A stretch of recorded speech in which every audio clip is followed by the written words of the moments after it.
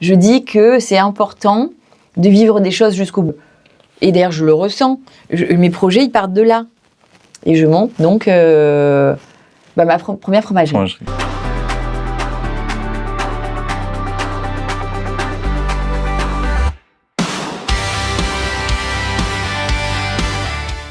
Bonjour à tous et bienvenue dans Vous, le podcast où on parle des gens au parcours extraordinairement ordinaire. Aujourd'hui, je reçois Émilie, entrepreneuse, qui fait ses projets toujours avec passion, avec le ventre. Elle va nous expliquer aujourd'hui son parcours, sa vie et comment elle a mis tout ça en place. Bonjour Émilie, comment ça va ? Bonjour, très bien, merci. Ça va, je t'en prie. Je te laisse faire le clap du départ. Je m'appelle Émilie Bénipon et aujourd'hui, on va parler un peu de moi. Alors attends, comment ça marche ? Ça. C'est parti. Parfait, merci. Bon, comment vas-tu ? Très bien. Pas trop stressée ?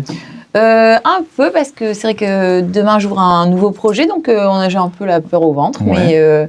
Mais je trouve que c'est normal que je l'ai. Oui, ce serait dommage que tu l'aies pas. Voilà, exactement. Et après, mais j'aime bien, moi, j'aime bien être toujours sur le fil du rasoir. Ça fait encore plaisir, quoi. J'ai des émotions, je vis des choses. Tant que je vis des choses, je suis contente. Bon, très bien.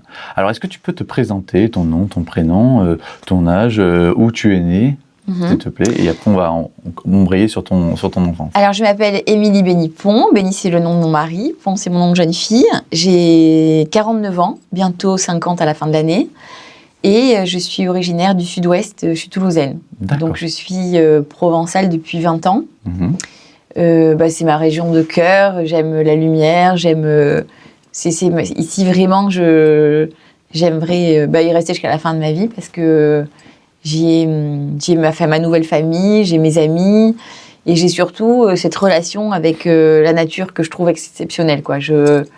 C'est assez marrant parce que pourtant, quand j'étais jeune, j'ai toujours été chez mes grands-parents dans l'Ariège, donc j'ai vécu vraiment dehors, dans les montagnes.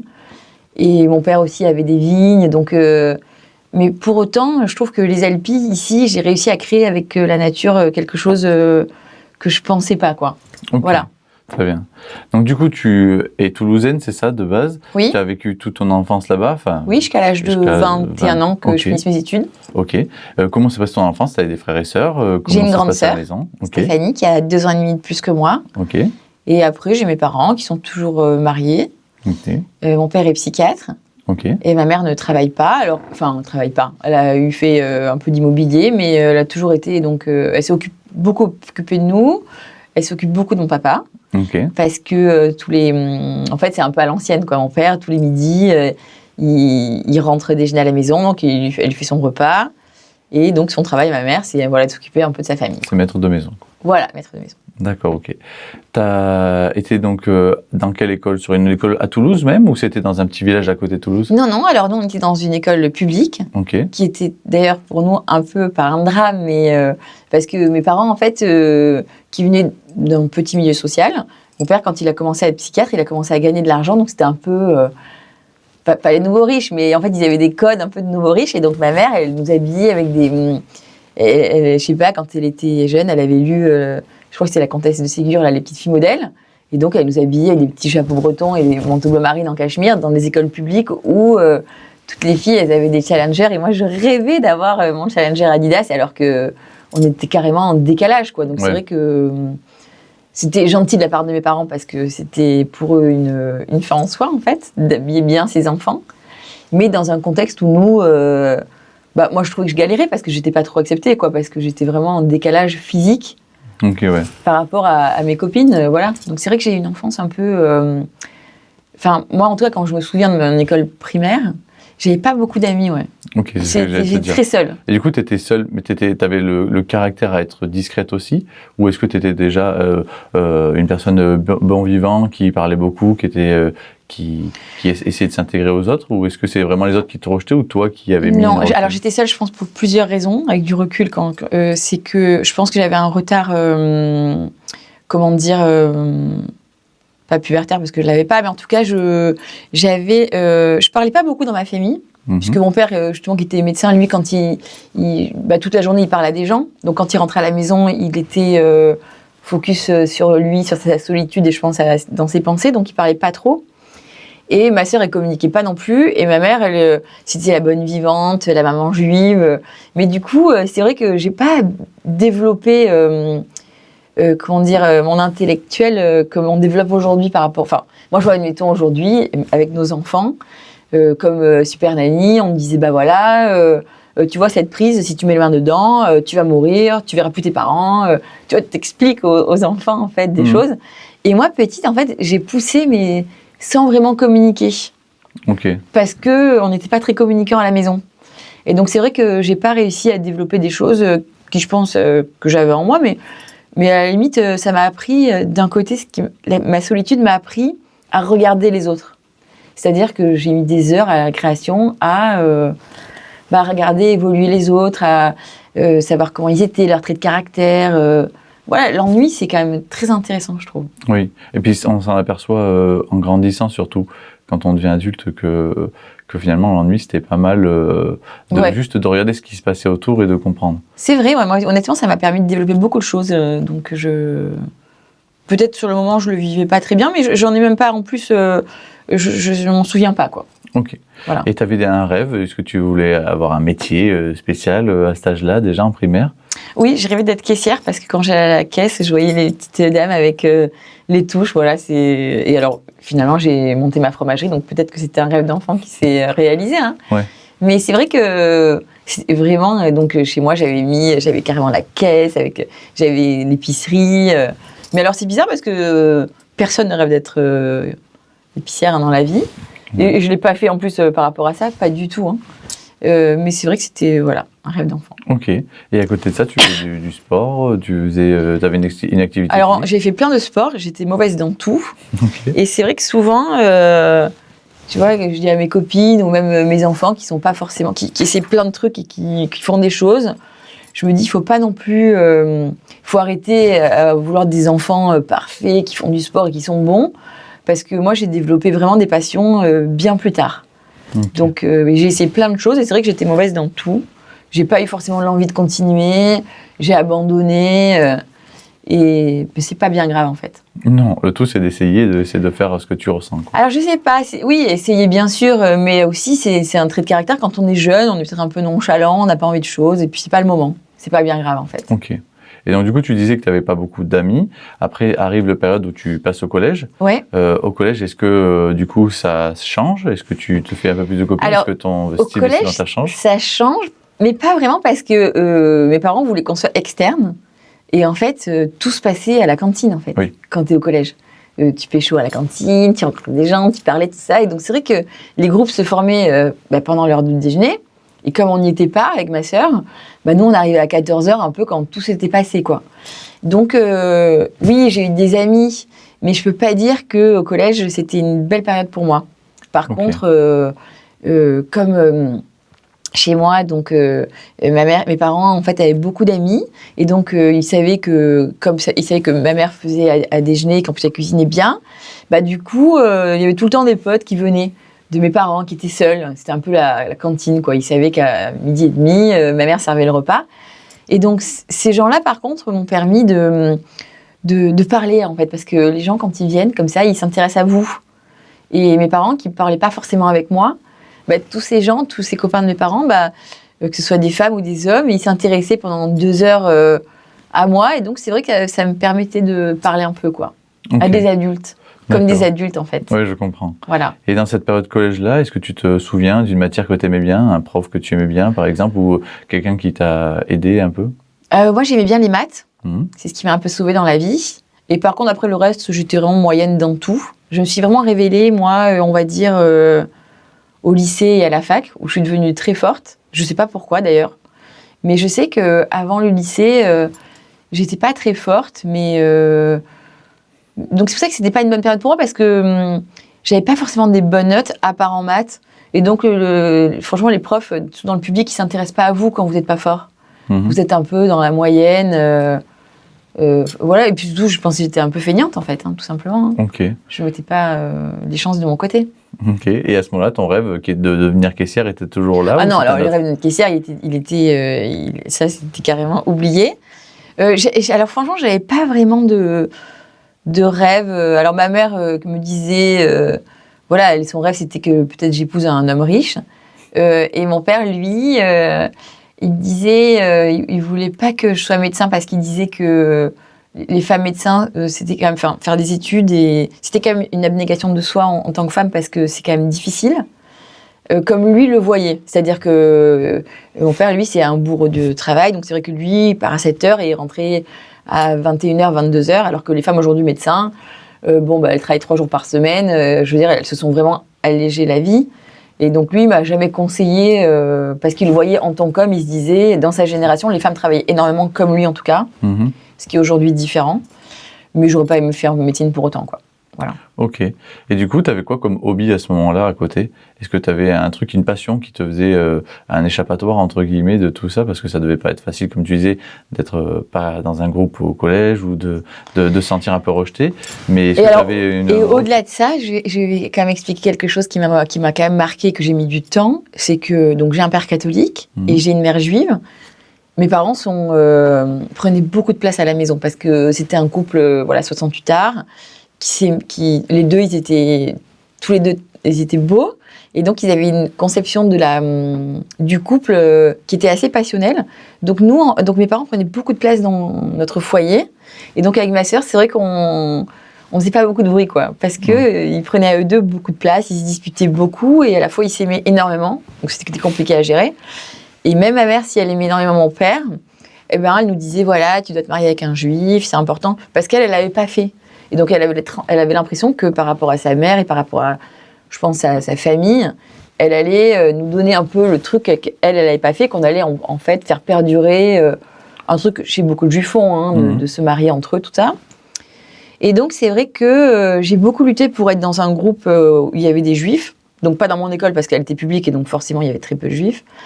Et donc, c'est vrai que j'étais un peu bien nulle part parce que j'ai voulu être acceptée par mes amis juifs qui m'acceptaient, mais j'avais un père goy, donc du coup, j'étais pas... En fait, j'ai toujours le cul entre plusieurs chaises, quoi. Et donc, c'était un peu compliqué. Parce que j'ai toujours lutté avec beaucoup de choses.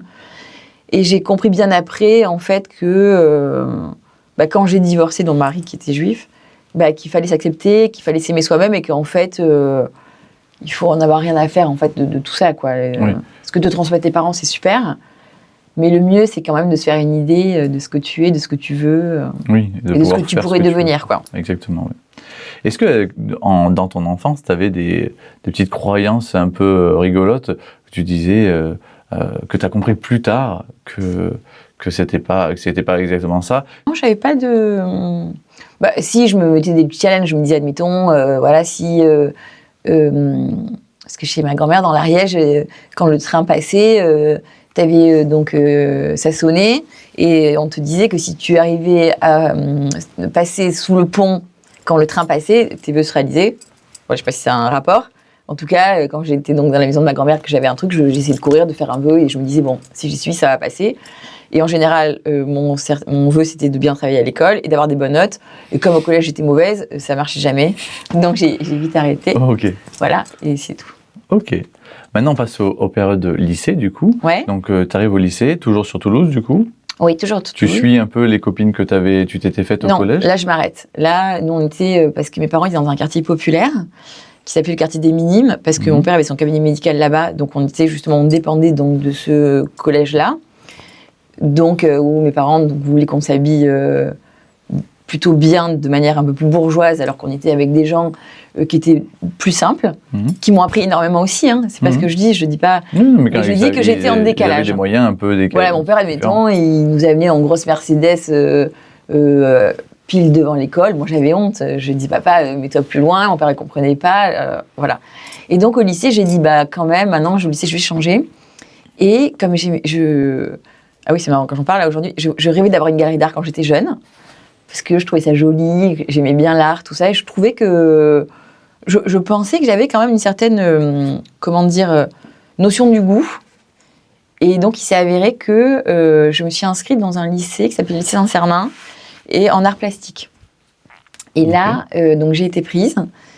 Il s'est avéré que c'était sympa, l'art plastique, mais j'ai très vite compris le système politique et le système des castes droite-gauche, quoi. Et là, moi, j'étais pas du tout à ma place parce que j'étais qu'avec des bobos qui fumaient des joints, qui étaient artistes, eux vraiment artistes, alors que moi, j'avais une notion du goût, mais je n'avais pas de fibre artistique, je savais pas dessiner, je faisais des trucs, mais franchement, j'étais mauvaise, quoi. Par rapport à eux. Après, en histoire de l'art, c'était autre chose. Hein. J'aimais bien étudier tout ça, et justement, je me suis mis au lycée à avoir des matières de prédilection, à aimer le français, à disserter un peu mieux que d'autres pour avoir... parce que j'ai compris, en fait, les codes, tu vois. Et si je voulais évoluer dans la vie, mes parents, tu vois, m'apprenaient à avoir des codes. Et effectivement, je ne les comprenais pas trop. Alors que dans ce lycée-là, en comprenant un peu tous ces gens, et donc toujours avec mon observation, et donc à regarder donc, les gens comment évoluer, admettons, lui, il vient de ce milieu social, lui là, dans lequel toi, tu vas évoluer.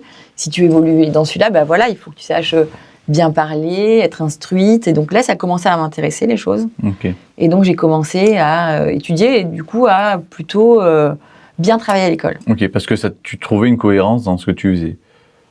En tout cas, ce que je voulais représenter était devenu important pour moi. Okay. Et donc, j'ai dit, je mets les chances de mon côté, quoi. Ok. Voilà. Ça paraît très superficiel. Non, pas forcément. Mais en soi... c'est juste une motivation qui... Il y a des personnes qui ont une motivation tout autre, mais c'est une motivation valable, quoi, entre guillemets. En tout cas, l'essentiel, c'est que tu sois épanoui à ce moment-là dans ce que tu faisais, quoi. Je ne sais pas si j'étais épanouie. En tout cas, j'avais compris des choses. Ok. Voilà. Ok. Et c'est le moment un peu des premières soirées, ou des premières soirées avec les copains et tout ça. Est-ce que toi, tu les as vécues, ces premières soirées à cet âge-là? Comment ça s'est passé? Ah oui, moi j'ai vécu tout ça et j'ai vécu de manière géniale. Donc, parce qu'en fait, mes parents, ils nous ont beaucoup... j'ai vraiment des parents géniaux qui sont beaucoup occupés de nous. Mais pour autant, eux, comme ils étaient très libéraux, c'est-à-dire qu'ils avaient aussi leur vie chacun de son côté, ils partaient beaucoup en week-end, beaucoup en vacances. Donc, quand on était jeunes, ils nous donnaient aux grands-parents pendant des mois entiers. Ce qui est génial, parce que j'ai vécu des choses du coup avec mes grands-parents fabuleux. Et quand on a eu donc 16 ans, on avait la maison et ma sœur pour nous tout seuls, quoi. Et donc, et c'est vrai qu'on a eu la chance de ne pas faire vraiment des bêtises parce que tous les week-ends, on était quand même livrés à nous-mêmes. Mais pour autant, on n'a jamais abusé, quoi. Donc, on a fait, au lycée, on a connu du monde. C'est nos premiers petits copains, les cigarettes. Okay. Voilà, moi, j'adorais fumer. Enfin, je veux dire, c'est pas des joints, parce que je me suis jamais droguée. Mais pour autant, la clope, c'était ma meilleure amie, que je cachais à mes parents. Oui. Parce que j'ai jamais dit même, je sais pas, que je me suis arrêtée à 40 ans de fumer. Mes parents, je pense, n'ont jamais vu avec une cigarette. Mais c'est vrai qu'on a beaucoup profité. Ouais. Ok. Et à cette époque-là, du coup, à l'école, tu commences à performer dans tes notes et tout ça, tu trouves un intérêt à l'école, tu fais des soirées, tout ça. Ça y est, maintenant, tu commences à te créer ta bande de copines? Oui, j'ai mes copines. C'est pareil, je reste dans ce milieu un peu juif, d'un côté, avoir un petit groupe en dehors de mes années lycée. Et par contre, au lycée, je développe des amitiés fabuleuses avec... mon meilleur ami à l'époque, Cédric, que je vois plus aujourd'hui, c'est dommage, qui devient vraiment mon meilleur ami. Et donc, avec lui, j'apprends... lui, il était très intelligent. Déjà de très jeune, il savait déjà ce qu'il voulait. Et il m'a permis, c'est vrai, de développer tout ce qu'un peu je suis aujourd'hui, parce que c'est grâce à lui... il me donnait en tout cas sa vision du monde, je la comprenais, et il m'a permis quand même de développer mon mindset, quoi. Voilà, tout simplement. Ok. Et à côté de ça, tu faisais quoi en dehors de l'école? Est-ce que tu nous as dit que tu faisais pas mal de sport, mais est-ce que tu avais arrêté le sport? Est-ce que tu faisais autre chose? De l'art? Est-ce que tu dessinais? Du coup, tu faisais quelque chose à côté? On allait au bar et on fumait des clopes. Ok, tu t'évadais en faisant ça, c'est très bien. On prenait des cafés, on fumait des clopes, on refaisait un peu le monde, on parlait beaucoup. Après, j'aimais bien faire... on faisait pas mal d'expos quand on était jeunes. Ça, j'aimais bien. Mais j'aimais bien pour ce que ça représentait, pas pour ce que c'est... En fait, je trouve vraiment que jeune, j'étais très superficielle, en fait. Je faisais beaucoup de choses pour paraître, mais pas forcément pour être, en fait. Oui, les œuvres ne t'intéressaient pas forcément. J'aimais bien me dire, j'ai été faire ça, machin. Et donc, c'est vrai que... et en plus, au-delà de ça, tout était contradictoire dans ma tête, parce que je faisais, admettons, tout ce qu'on voit aujourd'hui un peu chez des gens de la mode ou de l'art qui sont très gauchistes, en fait, hein, et qui sont à l'inverse de ce que moi je pourrais être dans ma famille, parce que nous, on est capitalistes, on est de droite, voilà, j'adhérais à un monde en fait qui n'était absolument pas le mien.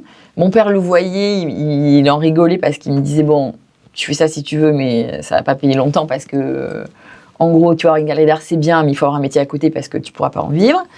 Et donc c'est vrai que, mais je le faisais, j'aimais bien en fait l'idée que ça pouvait être de moi, mais en gros, ça c'est vite parti après quand je. Ok. Est-ce que tu pensais que ta vie ressemblerait à ça aujourd'hui, à cette époque-là ? Non, aujourd'hui, c'est sûr que quand j'y réfléchis, ma vie, elle est à l'opposé de ce que j'étais quand j'étais jeune, et heureusement. Parce que quand j'y réfléchis, j'aimais pas du tout la fille que j'étais à mon âge, quoi. Ok. Ouais, voilà. Ça te plaisait pas ?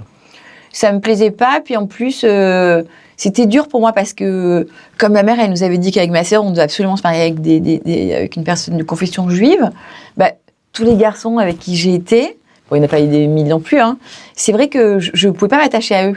Parce que je savais que tu ne pouvais pas. Que je ne pouvais pas, que c'était un interdit. Donc c'est dur, en fait, de toute mon enfance avec... en fait, j'avais un truc dans ma tête qui me disait non, non, non. Donc j'ai jamais rien vécu avec le cœur, en fait, en me disant...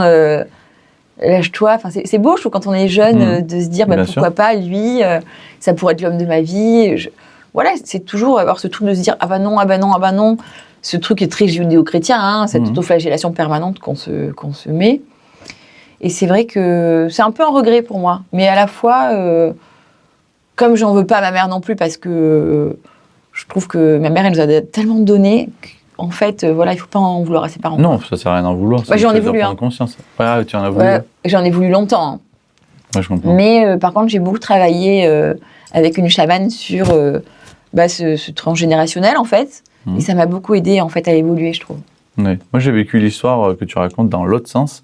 C'est-à-dire qu'à un moment donné, quand j'étais au collège, j'étais fou amoureux d'une jeune fille qui, elle aussi, était amoureuse de moi. Et on s'écrivait, on se voyait tout le temps. Et du coup, voilà. Mais sauf qu'elle était musulmane et d'une famille très croyante. Et du coup, c'était une interdiction totale d'avoir une relation avec déjà avec un garçon, sans être marié. Mais quand j'ai une relation, c'était déjà ne serait-ce que de flirter, hein, parce qu'on était au collège, donc il y avait rien d'autre. Mais c'est que, et du coup, elle me disait qu'elle m'aimait et tout ça, mais que, de toute façon, ça servait à rien qu'on continue à parler parce que elle ne pourrait jamais être avec moi, quoi. Et ça me rendait triste et je me disais mais c'est pas possible, pourquoi on peut pas? Et elle me disait parce que j'ai pas le droit, mais elle m'expliquait pas pourquoi, elle me disait juste qu'elle avait pas le droit. Et du coup pendant des années, allez, on va dire 1 an et demi où on se voyait tout le temps, on savait qu'on s'aimait tout le temps, mais je savais que j'avais pas le droit, je savais pas pourquoi. Ouais. Elle avait pas le droit non plus. Puis c'était comme ça, après la vie est faite comme ça, je sais même pas ce qu'elle est devenue, mais je l'ai connue comme ça aussi. Est-ce que tu as vécu des râteaux aussi?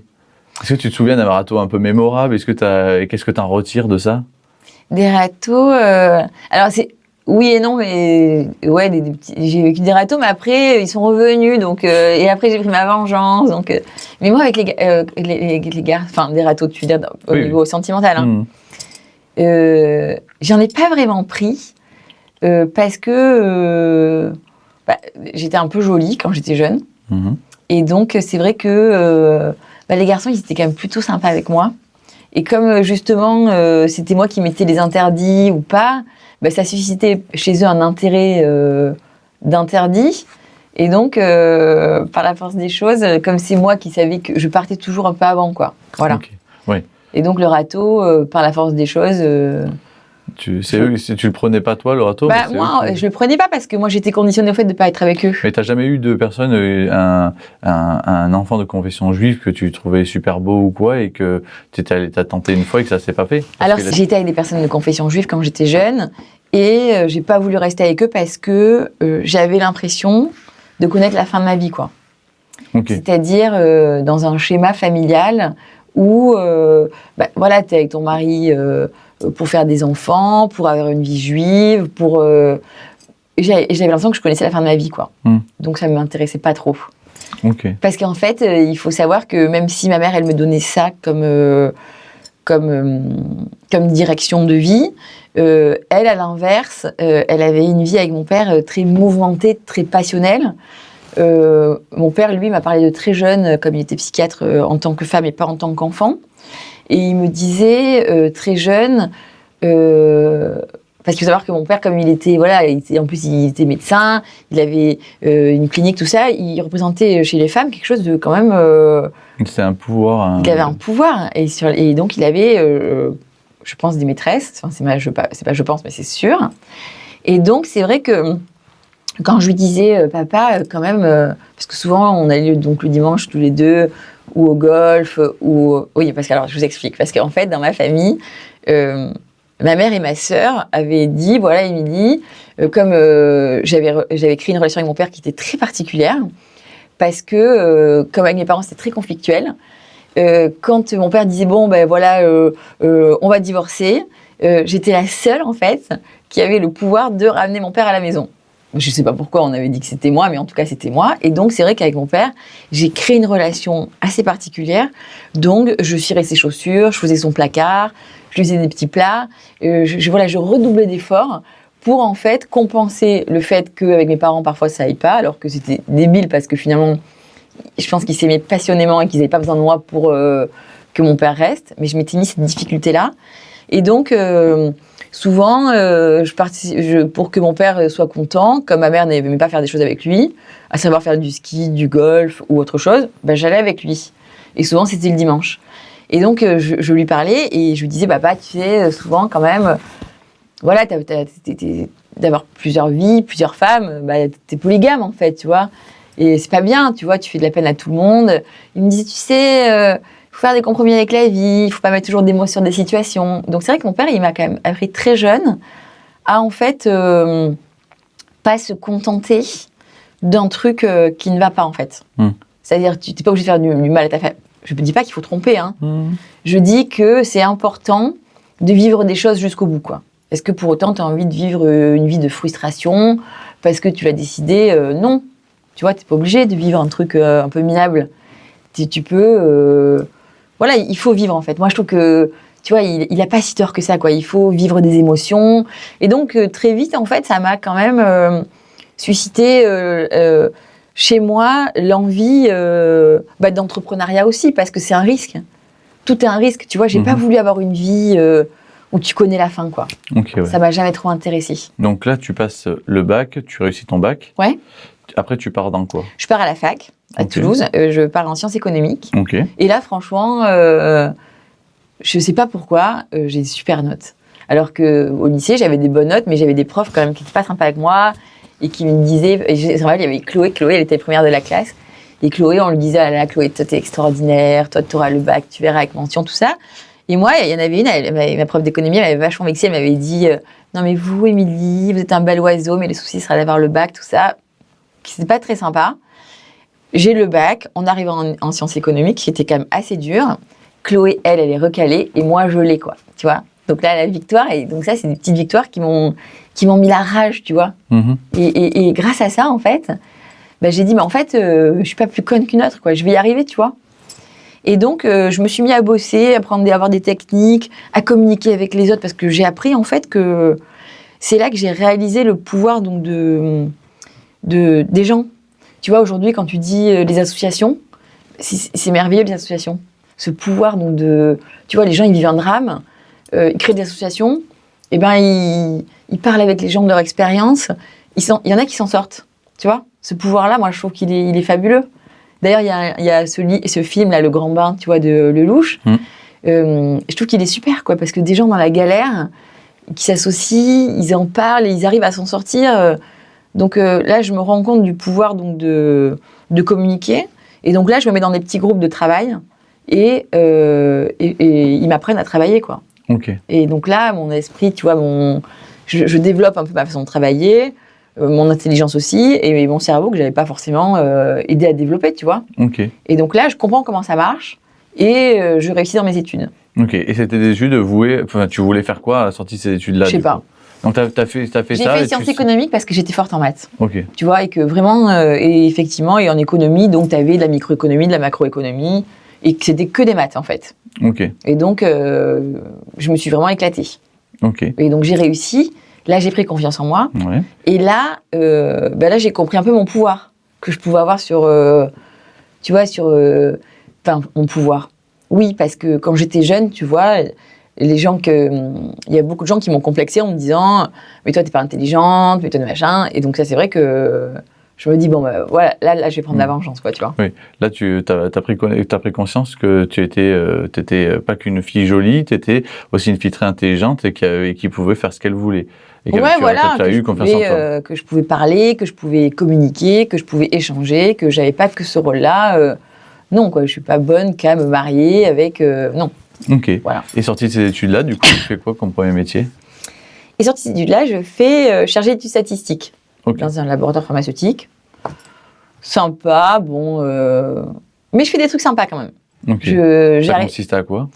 Ça consiste en fait à, dans la France en fait entière, tu te rends compte qu'il y a plus de dépressifs dans le nord que dans le sud, que en fait tu essaies de... Et puis à l'époque, tu sais, les laboratoires en fait, ils soudoyaient un peu les médecins généralistes, c'est-à-dire qu'ils leur offraient des super voyages, souvent avec leurs maîtresses, hein. Et donc eux ils se disaient oui, je vais me prescrire ce médicament plutôt ce médicament parce qu'avec eux on fait des super voyages. Et après donc ça a commencé à changer, la loi a changé. Et on s'est dit, maintenant, il faut arrêter quand même que les laboratoires rincent un peu les médecins. Il faut faire un truc quand même plus pro. Et donc maintenant, on va leur faire... parce que les médecins généralistes, en fait, avaient le droit de prescrire des antidépresseurs, mais ils n'étaient pas psychiatres. Alors que normalement, le psychiatre, lui... c'est lui qui le prescrit. Bon. Mais c'est vrai que tu peux prescrire du Prozac à ton médecin si tu es généraliste parce qu'il divorce et pour autant il n'est pas obligé d'aller faire une psychanalyse avec un psychiatre. Enfin, on ne dit pas psychanalyse.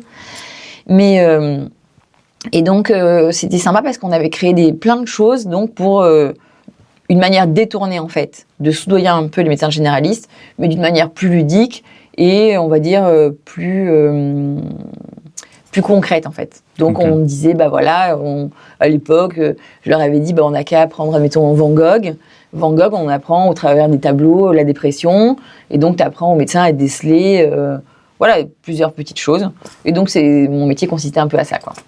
C'était un peu du marketing, de la communication, chargée d'études statistiques. Mais ça, je me suis vraiment régalée, c'était sympa. Et tu as fait ça combien de temps ? J'ai fait ça pendant 2 ans, et j'étais à Paris. Et là, franchement, ça ne m'a pas trop plu parce que Paris, j'aimais pas du tout. C'était pas... En fait, Paris, j'ai eu un gros choc parce que j'ai eu une enfance très heureuse où à Toulouse, en fait, on était un peu des gosses de riches, où on avait les chapis, la première voiture sympa, tout ça, et donc on allait en boîte de nuit, on était connus, quoi. Et là, moi, je suis arrivée à Paris, et en fait, en gros, j'étais la grosse beauf, quoi. Et ça a été un choc émotionnel pour moi parce que, c'est vrai que j'ai arrivé de Toulouse, j'avais réussi mes études, j'étais un peu jolie, j'avais la tête comme ça, tu vois, et j'arrive à Paris, et là, les Parisiennes, elles me rétament la gueule, quoi. Elles me disent en gros que je suis qu'une provinciale, et j'ai du mal à l'accepter, parce que, tu vois, j'avais réussi, tu vois, toute mon enfance où je galérais un peu, j'arrive à me relever, et là, je repars à Paris, et bam, coup de massue. Et là, je retourne en week-end à Toulouse, et je rencontre mon mari. Mon mari, donc, dans tout ce qu'il pouvait représenter, une personne de confession juive, avec l'accent pied noir, qui veut fonder une famille, et qui a une belle voiture. Bon. Et là, évidemment, ma mère, relativement contente, me dit « Ah là là, mon rêve absolu, tu te rends compte ?» La jolie famille, avec une maison sur la corniche, tout ça. Et après, au-delà de ça, mon mari était quand même sympa, rigolo, mais vraiment à l'opposé de ce que j'aimais chez un homme. Donc vraiment, mais malgré tout, sympa. Alors là, je fais la fille blasée, mais à l'époque, je pense que j'étais quand même un peu amoureuse. Hein. Et je me dis, solution de facilité, voilà quoi, why not, allez, mon chemin est là. Et donc, je pars à Marseille. On se marie en 6 mois et je tombe enceinte de ma fille. Alors que je pensais que ça allait mettre longtemps, mais je tombe tout de suite enceinte. Premier mois de mariage. Et après, ça se passe comment ? Parce que là, du coup, tu abandonnes tout projet J'abandonne tout. Tout projet de travail, parce que quand tu redescends et que tu te maries avec lui, tu deviens, entre guillemets... femme au foyer. Donc, du coup, on reprend. Tu arrives à Marseille. Ouais. Tu es enceinte. Donc là, tu passes ta grossesse, tu as ta fille. Ouais. Et après, comment ça se passe ? L'horreur. La vie. Non, l'horreur. L'horreur dans le sens où choc culturel, quoi. Parce que ma mère, elle m'avait dit marie-toi avec un juif. Mais nous, notre judaïsme, en fait, moi je suis très fière de ma judéité, mais je pratique pas forcément mon judaïsme. Je sais pas si tu vois la différence, c'est-à-dire que T'es fière de ce qu'on t'a transmis, des valeurs que ça représente. C'est super. Mais c'est pas pour autant que je me suis jamais d'ailleurs intéressée à la religion. Et je vais te dire, moi dans ma famille à Montpellier, qui est tous juifs, c'était le judaïsme, mais tellement convivial, sympa, c'est-à-dire, tu sais ce que c'est le Shabbat. Le Shabbat, la plupart des Juifs, eux, ils touchent à rien. Oui, c'est le vendredi, c'est ça ? Ouais, du vendredi, quand la nuit tombe, jusqu'au lendemain de deuxième étoile. Moi, tout ça, je savais pas. Nous, tu vois, quand on faisait le Shabbat, tout le monde fumait des clopes avec la télé. Pour nous, le Shabbat, c'était... ma grand-mère faisait du couscous avec toute la famille. Et on rigolait. Et on n'avait pas ce côté restriction. Pour nous, la tradition juive, c'était des fêtes religieuses, effectivement, mais sans restriction. Tu vois, c'est-à-dire qu'on a le droit de manger... moi, j'ai le droit de manger du jambon. Et puis en plus, moi, comme j'ai quand même vécu beaucoup de temps avec ma grand-mère, qui était une très très bonne cuisinière, ma vie, c'était la bouffe, quoi. C'est-à-dire qu'on passait des heures, comme il n'y avait rien à faire au fond de l'Ariège, on n'avait pas de téléphone. Je passais des heures avec mon grand-père à faire le barbecue, à atteindre la côte de veau qu'elle est cuite. Et là, on prenait la purée, on faisait le trou, on mettait la sauce. Voilà, des heures à faire ça, aider ma grand-mère à cuisiner, à faire des choses. Et donc, c'est vrai que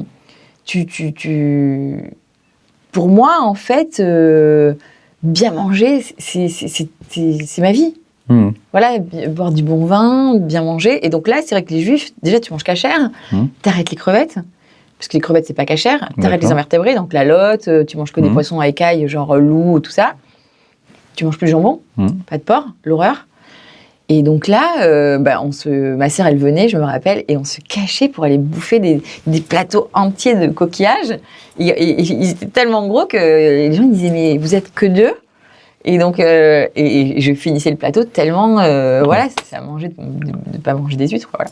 Okay. Et donc, choc culturel aussi parce que je suis interdite de tout, de faire Noël. J'ai plus le droit de faire Noël dans ma famille. Et Noël, j'adore faire Noël. Et donc là, je suis très malheureuse, en fait. Voilà, je vis dans une vie qui n'est pas la mienne. Et surtout, avec une famille qui... les familles juives un peu à l'ancienne. Je sais pas, admettons, une anecdote. Un jour, j'arrive pour un Shabbat. J'avais très, très, très faim. Et la tante de mon mari, qui cuisinait très bien, je sais pas, j'ai le malheur de lui dire « Ah là là, Ghislaine, ton pain, c'est le meilleur que j'ai mangé de ma vie. » Mais alors vraiment, ça sortait du cœur. Mais au-delà de ça, tu vois, je suis naturelle, quoi. Et là, je me rends compte que pendant un mois, tout le monde me faisait la tête, tu vois, je fais pas de rapprochement. Et là, un jour, dans l'extérieur, je lui dis, mais quand même, tu vois, j'ai l'impression que vraiment plus personne ne veut me parler. Et on me dit, mais tu te rends compte de l'affront que tu as fait à ma mère ? Tu as dit que le meilleur pain, c'était celui de ma tante et pas le sien. Je lui dis, non, mais t'as raison, c'est vrai, mais tu vois, il y a des trucs comme ça, en fait, de famille. Et c'est vrai que souvent, les familles orientales, c'est beaucoup ce que tu as dit, ce que elle a dit, voilà. Bref, moi, je suis pas du tout là-dedans. Je suis une famille assez libérale. Et donc, c'est vrai que je reste donc dans mon rôle donc, de mère. J'essaie de faire au mieux. Je me mets un peu dans les Shabbats. Franchement, je me cache pour faire des choses avec ma sœur. J'essaie d'aller plus souvent dans ma famille. C'est dur, quoi. Je trouve que la vie, elle est... À ce moment-là, heureusement, j'ai ma fille. Ça, c'est le plus beau cadeau que j'ai eu dans ma vie. Mais sinon, je trouve que ma vie, elle est frustration, quoi. Ouais. Tout ce que je voulais pas. Ok. Et là, par chance, on découvre que mon ex-mari est un joueur de casino, quoi. Le type, en fait, au lieu d'aller travailler, le matin, il prenait sa petite mallette et il allait dans des arrière-salles avec des corses, se faire plumer au poker. Moi, je le sais pas. Personne ne me le dit parce que le but de mon mari aussi, de mon ex-mari, c'était aussi de me couper un peu tout lien pour pas que j'apprenne ce qu'il était. Après, le pauvre... il y en a plein qui ont des maris joueurs et pour autant, il a le droit. Enfin, il a le droit. Oui et non, parce que quand tu es vraiment joueur à ce point, tu flingues ta vie quand même. Hein. Oui. Je ne l'ai pas forcément mal pris parce que mon père, justement, de jeune, il m'avait toujours dit... il m'avait toujours un peu montré la réalité des choses en me disant tu fais des compromis avec la vie, t'auras pas tout.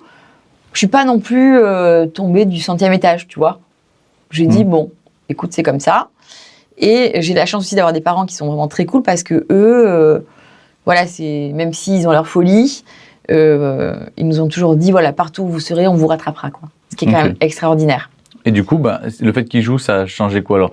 Ça a changé en fait, c'est que je sais pas, je me rappelle très bien, c'était la ferie à Arles. Je dois dire donc à mes parents quand même que le mec il joue parce que c'est quand même très grave. Parce que, toi, tu le vois pas comme ça, mais quand tu as un homme joueur, en fait, c'est-à-dire que tout ce que tu construis, tu as les huissiers qui viennent chez toi, le mec, il achète une voiture qui n'a pas d'argent. D'accord, parce que ça, je n'ai pas compris, du coup, c'est pour ça, parce que moi, je ne comprenais pas. Il joue sa vie. Oui, mais quand tu dis ça, c'est qu'en fait, tu t'en as aperçu comment? Tu as les huissiers qui sont venus? Non, je m'en suis aperçue parce qu'un jour, j'ai 2 copines qui me font une allusion à quelque chose. Moi, bêtement, j'appelle mon ex-beau-père et je lui dis voilà, je sais pas, j'ai l'impression qu'il y a un problème, c'est quoi? Il me dit bah oui, ok, j'arrive. Là, t'as toute la famille qui débarque parce que c'est à l'ancienne. Quand t'as des réunions de famille, c'est toute la famille qui débarque. Et là, ils me disent bah voilà, effectivement, il y a un problème. Ton mari, en fait, a un gros problème de jeu. Et ça, tu le voyais pas, toi? Mais non, je savais pas. Moi, le matin, il prenait sa mallette, il revenait le soir. Et tu le voyais pas le week-end pas bien ou tourne ça? Non, parce qu'en fait, tu sais, dans la vie, parfois, tu veux pas avoir les choses. Oui, bien sûr. Tu vois, moi, j'avais une tante qui était alcoolique, la sœur de mon père.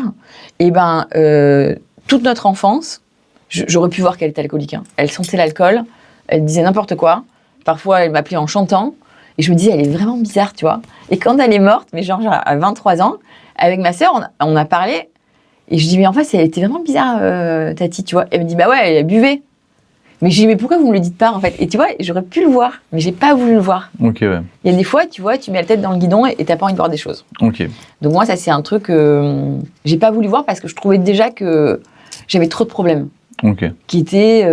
t'étais pas à la place où tu voulais, tu te sentais pas heureuse, t'étais pas bien. Ouais, alors pour autant, j'étais pas dépressive. Non. Parce que j'ai jamais été dépressive. C'est peut-être pas ton tempérament, non. Surtout. Mais par contre, j'ai pas voulu le voir, quoi. Ok. Voilà. Et donc là, on l'apprend. Ok. Là, mon père, donc, je sais pas, c'était à Pâques, il y a la ferie à d'Arles. Je vais rejoindre mes parents avec ma fille, et là, je m'assois sur le lit, je me rappelle, mon père se préparait. Et je lui dis, voilà, papa, tu sais, je vais te le dire, j'avais un peu honte, parce que quand même, d'abord, je trouvais que ma vie, mon père, il n'était pas forcément fier, parce que c'est pas ce qu'il voulait de moi. Mais j'avais été quand même pour faire plaisir aussi à ma mère. Et donc, je lui dis à mon père, il y a mon mari qui joue, tout ça, et mon père me dit, écoute Émilie, dans mon cabinet, les gens qui jouent, en fait, ils perdent toute leur vie. Il y en a très peu qui s'en sortent. C'est très rare. C'est une maladie grave. Il m'a dit, tu sais ce que tu vas faire? Tu vas rentrer, tu vas changer les serrures, tu vas divorcer, tu vas t'habiller et on va aller boire des coups. Voilà. Et en fait, c'est ça ma vie, en fait. J'ai une chance folle, c'est que tu vois, quand on a le moindre problème avec ma sœur, on a des parents qui relativisent tellement les drames. En fait, quand t'as la santé, tout le reste, c'est rien, en fait. T'as toujours une solution. C'est magnifique, tu vois. Et donc, c'est vrai que j'ai toujours eu dans ma vie cette chance de me dire, voilà, ton problème, il est là, ta solution, elle est là. Bon, en gros, c'est gérable, tu vois. Et donc, ça, c'est vrai que j'arrive comme ça à avancer dans la vie, donc à mener à bien mes projets parce que, en gros... quand il y a une solution, tout le reste, c'est rien, en fait. Ok. Et ton mari, comment il le prend? Est-ce qu'il comprend, du coup? Est-ce qu'il ne comprend pas? Mon mari, il le comprend, il ne comprend pas. J'ai même pas voulu savoir, en fait. Et je ne veux pas savoir. Ok. Je suis pas quelqu'un qui, en fait, quand j'ai pris une décision, en fait, je m'y tiens, quoi. Toi, tu as vécu ça vraiment comme une porte de sortie. Et parce que quand je dis ça, c'est parce qu'en soi, au début, quand tu apprends qu'il joue, tu dis ouais, ok. Ma libération. Mais en fait, d'un coup, tu prends conscience que c'est le moment où tu peux sortir de ça. Mais et donc, du coup, c'est pour ça que tu divorces. Pour moi, c'était magnifique. Ouais. Tu vois. Et en plus, alors mon père qui me dit, oh là là, la chance, quoi. Allez, tu t'en vas. Là, je le vois comme une porte de sortie, mais extraordinaire. Je le vois pas comme un échec parce que ma vie, elle est devant moi. Moi, j'ai mon plus beau cadeau, c'est ma fille. Je l'élève comme j'ai envie. J'ai un père, par contre, autant j'ai fait un mauvais mariage, mais j'ai la chance d'avoir le père de ma fille qui est un papa exceptionnel. Voilà, ça c'est une chance, tu vois. Ouais. J'ai un mauvais mari, mais j'ai un très bon père. Okay. Et ça, j'en doute jamais. Ça, tu t'en aperçois à quel âge, ça, du coup, quand tu dis ça? T'as quel âge quand tu... À 30 ans. À 30 ans. À 30 ans, tu divorces? Ouais. Ok. Et tu t'es mariée avec lui à quel âge? 28. Ah oui, donc 2 ans après, c'est assez rapidement. Ouais. Ok. Et à 30 ans, donc du coup, tu files sur... non, je reste à Marseille. Ok, je reste à Marseille. Je reste à Marseille parce que j'ai le père de ma fille qui est vraiment gentil avec sa fille. Je sais qu'il aime profondément. Je sais qu'il lui transmet quelque chose de super. Et en plus, à la différence de moi, lui, alors le côté sympa des Feuges, c'est qu'il a une énorme famille Feuges. Et là, pour les gosses, c'est l'éclate, quoi. C'est-à-dire que pour les Shabbats, il y a 50 cousins qui ont le même âge. Ma fille, moi, j'ai pas eu la chance d'avoir des cousines germaines, tout ça. Avec ma sœur, on n'était que toutes les deux, donc tu vois, souvent on avait un peu la loose à deux. Alors que ma fille, elle a une famille, mais elle a toutes ses cousines qu'elle adore, elle s'éclate, ils chantent, ils dansent. Et les Juifs, par contre, ont ce côté que j'adore, qui est le côté donc famille, jovial, rigolo. Tu vois, ils ont ce côté-là quand même que nous, bon, tu vois, un peu judéo-chrétien, c'est un peu plus, bon, t'es un peu plus tristou quand même, tu vois. Ouais. Et ce côté-là, en fait, j'ai la chance de me dire, c'est bien pour elle, en fait, tu vois. Et c'est pour ça que là, j'accepte tout. Et je me dis, bon, ben, je garde, par contre, je garde la garde de ma fille à plein temps. Et il la prend un week-end sur 2, toutes les vacances. Et honnêtement, le truc, il se passe bien. Voilà. Je demande rien. Je demande pas d'argent. Parce que dans les divorces, tu sais, le problème, c'est quoi? C'est l'argent. Tu te bats pourquoi? Voilà, donc je demande rien. Et là, je me dis, je vais travailler. Tu vois, je me remets au travail. Ok. Et tu fais quoi, du coup? Et là, je sais pas pourquoi je fais ça. Je me dis, nous, à Toulouse, tu sais, on a une culture gastronomique, hein, on a les halles, tout ça. Et je sais pas pourquoi je me dis ça, je me dis en fait à Marseille, il manque une fromagerie. Mais vraiment le truc bête, parce que il manquait une fromagerie, oui, pourquoi? Parce qu'à Marseille, avec le, tu vois, le poisson, ils ont beaucoup de chèvre frais, avec la bouillabaisse, t'as pas envie de manger du roquefort. Hein. Tu vois, c'est pas un truc, on n'a pas la culture du fromage à Marseille. Oui, bien sûr. On a la culture des choses très fraîches, de la brousse, tout ça, mais bon. Et il n'y avait que 2 fromageries à l'époque, et je me dis, franchement, ça manque. Et là, je vais voir mes parents, je dis, voilà, Non, après, entre les deux, quand même, je trouve un travail chez une copine à moi, qui était dentiste, et je me mets à vendre des plans de traitement. Et là, je suis douée, quand même. C'est-à-dire, c'est quoi des plans de traitement? Eux, donc, ils sont dentistes, et ils me disent, voilà, donc il y a une assistante, elle vient, l'assistante, elle dit, voilà, c'est quoi ton plan de bouche? Est-ce que vous acceptez, là, aujourd'hui, vous venez pour un détartrage, est-ce que vous acceptez qu'on regarde un peu l'état de vos dents? Et donc, tu as l'assistante qui dit, alors là, 22, carie, là, 23, machin, là, un implant, là, hein. Et donc, mon travail, c'était de faire des petits dossiers avec, tu vois, je sais pas, sur la 23, tu avais la carie, donc la maladie carieuse, et à la fin, je leur mettais la note. Et donc, mon travail, c'est que je recevais des gens tous les jours, je les mettais à côté de moi, comme ça, donc je leur mettais la radio, et là, j'expliquais avec mes mots ce qu'ils avaient. Donc, c'était génial, parce que le dentiste, autant il va t'expliquer, toi, tu vas retenir, vous me devez 25 000 €, tu vas dire, attends, c'est trop cher, je le fais pas. Et là, comme le mec, en fait, il avait un vrai cours particulier avec mes mots, que moi, j'avais compris, donc du coup, ce qu'il avait dans sa bouche, tu vois, je comprenais. Je lui expliquais, le type, il repartait avec son petit dossier qu'il aurait pu expliquer à sa femme, avec sa radio, et à la fin, avec, la douloureuse, et avec, pourquoi pas, les plans de financement en 3 et 10 fois. Et là, je me rends compte que j'ai 100% de réussite. Tout le monde prend le plan de traitement, tu vois. Là, je me dis, en fait, c'est vachement bien, tu vois, je prends confiance en moi parce que pendant 2 ans, j'ai pas travaillé, je me suis trouvée nulle, je divorce, je suis en plein échec. Et là, et en plus, j'ai un patron à l'époque qui est trop sympa et qui me dit, tu vois, bien souvent, ça me fait chier de donner les salaires à la fin. Il me dit, mais toi, tu me fais gagner tellement de pognon que je suis trop contente de te payer, en fait. Et là, dans ma tête, tu vois, cette phrase, je la retiens parce que le début de l'entrepreneuriat, quoi. Tu te dis, en fait, c'est passionnant, les affaires. Tu vois, ce que tu transmets aux autres, ce que tu peux leur apporter, parce qu'en soi, tu vois, quand ils partaient avec leur plan de traitement, là, je leur vendais pas du vent. Non, toutes les maladies qu'ils avaient, ils les avaient. Alors parfois, je faisais un petit peu peur, tu vois. Je dis, bon, attendez, hein, si vous voulez, il y a aussi l'appareil stélite, comme nos grands-parents avaient, qu'on enlève et qu'on remet le soir dans sur la table de nuit, tu vois. Ouais. Je dis, non, moi je veux surtout pas ça, moi je veux des implants, tu vois. Mais en fait, en soi, donc là, je me rends compte, par contre, que j'ai un certain pouvoir, quoi. Commercialement parlant, j'ai un peu de bagou, j'arrive à vendre des choses, ça marche. J'ai un patron, tu vois, qui me montre qu'en fait, voilà, gagner de l'argent, c'est bien, c'est valorisant et tout ça. Et là, je me dis, bon, ça fait 1 an que je travaille avec vous, j'arrête et je vais monter mon affaire.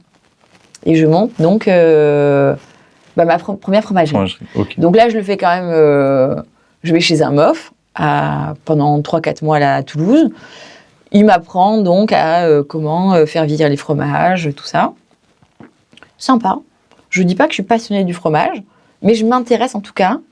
Moi, j'ai la chance de me passionner de choses passionnantes. Oui. Je ne dis pas que j'adore ça, mais le simple fait de, tu vois, d'être là et de me dire... Enfin, c'est passionnant en tout cas de se passionner sur une chose. J'aime bien l'idée. Et quand je fais un truc, je le fais à fond. Donc là, je monte ma fromagerie et ça marche bien. Tout de suite, parce que j'ai des bons articles, j'ai la Provence qui fait des trucs, la petite jolie fromagère, je fais un truc assez mignon, assez chiadé.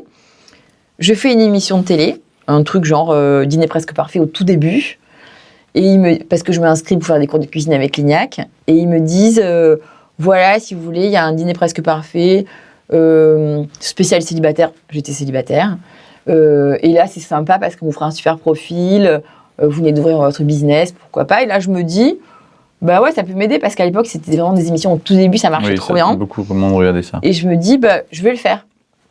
Je fais cette émission et effectivement, là, ça passe. Et là, génial, quoi. J'ai la queue. Alors, beaucoup de célibataires au début. Mais finalement, l'un dans l'autre, grâce à ça, j'ai été connue et j'ai eu beaucoup de monde. Et pile donc à cette émission-là, je rencontre mon mari. Mon mari... depuis que je suis petite, voilà, mon père, pourtant, qui était médecin, lui, il avait des vignes, des oliviers. La terre, ça a toujours été très, très important pour la famille, en fait. C'est ce qui fait que tu restes toi, que tu avances, qu'on te dise, tu as des valeurs, quoi. C'est vrai, la valeur de la terre, elle est très importante, tu vois. Et donc, je rencontre mon mari. Et là, là, ça a changé ma vie, quand même. Parce que mon mari, il m'a donné... tellement de choses dans le sens où il m'a révélé, dans le sens grâce à lui, je me trouve pas plus intelligente, mais plus réfléchie, plus structurée.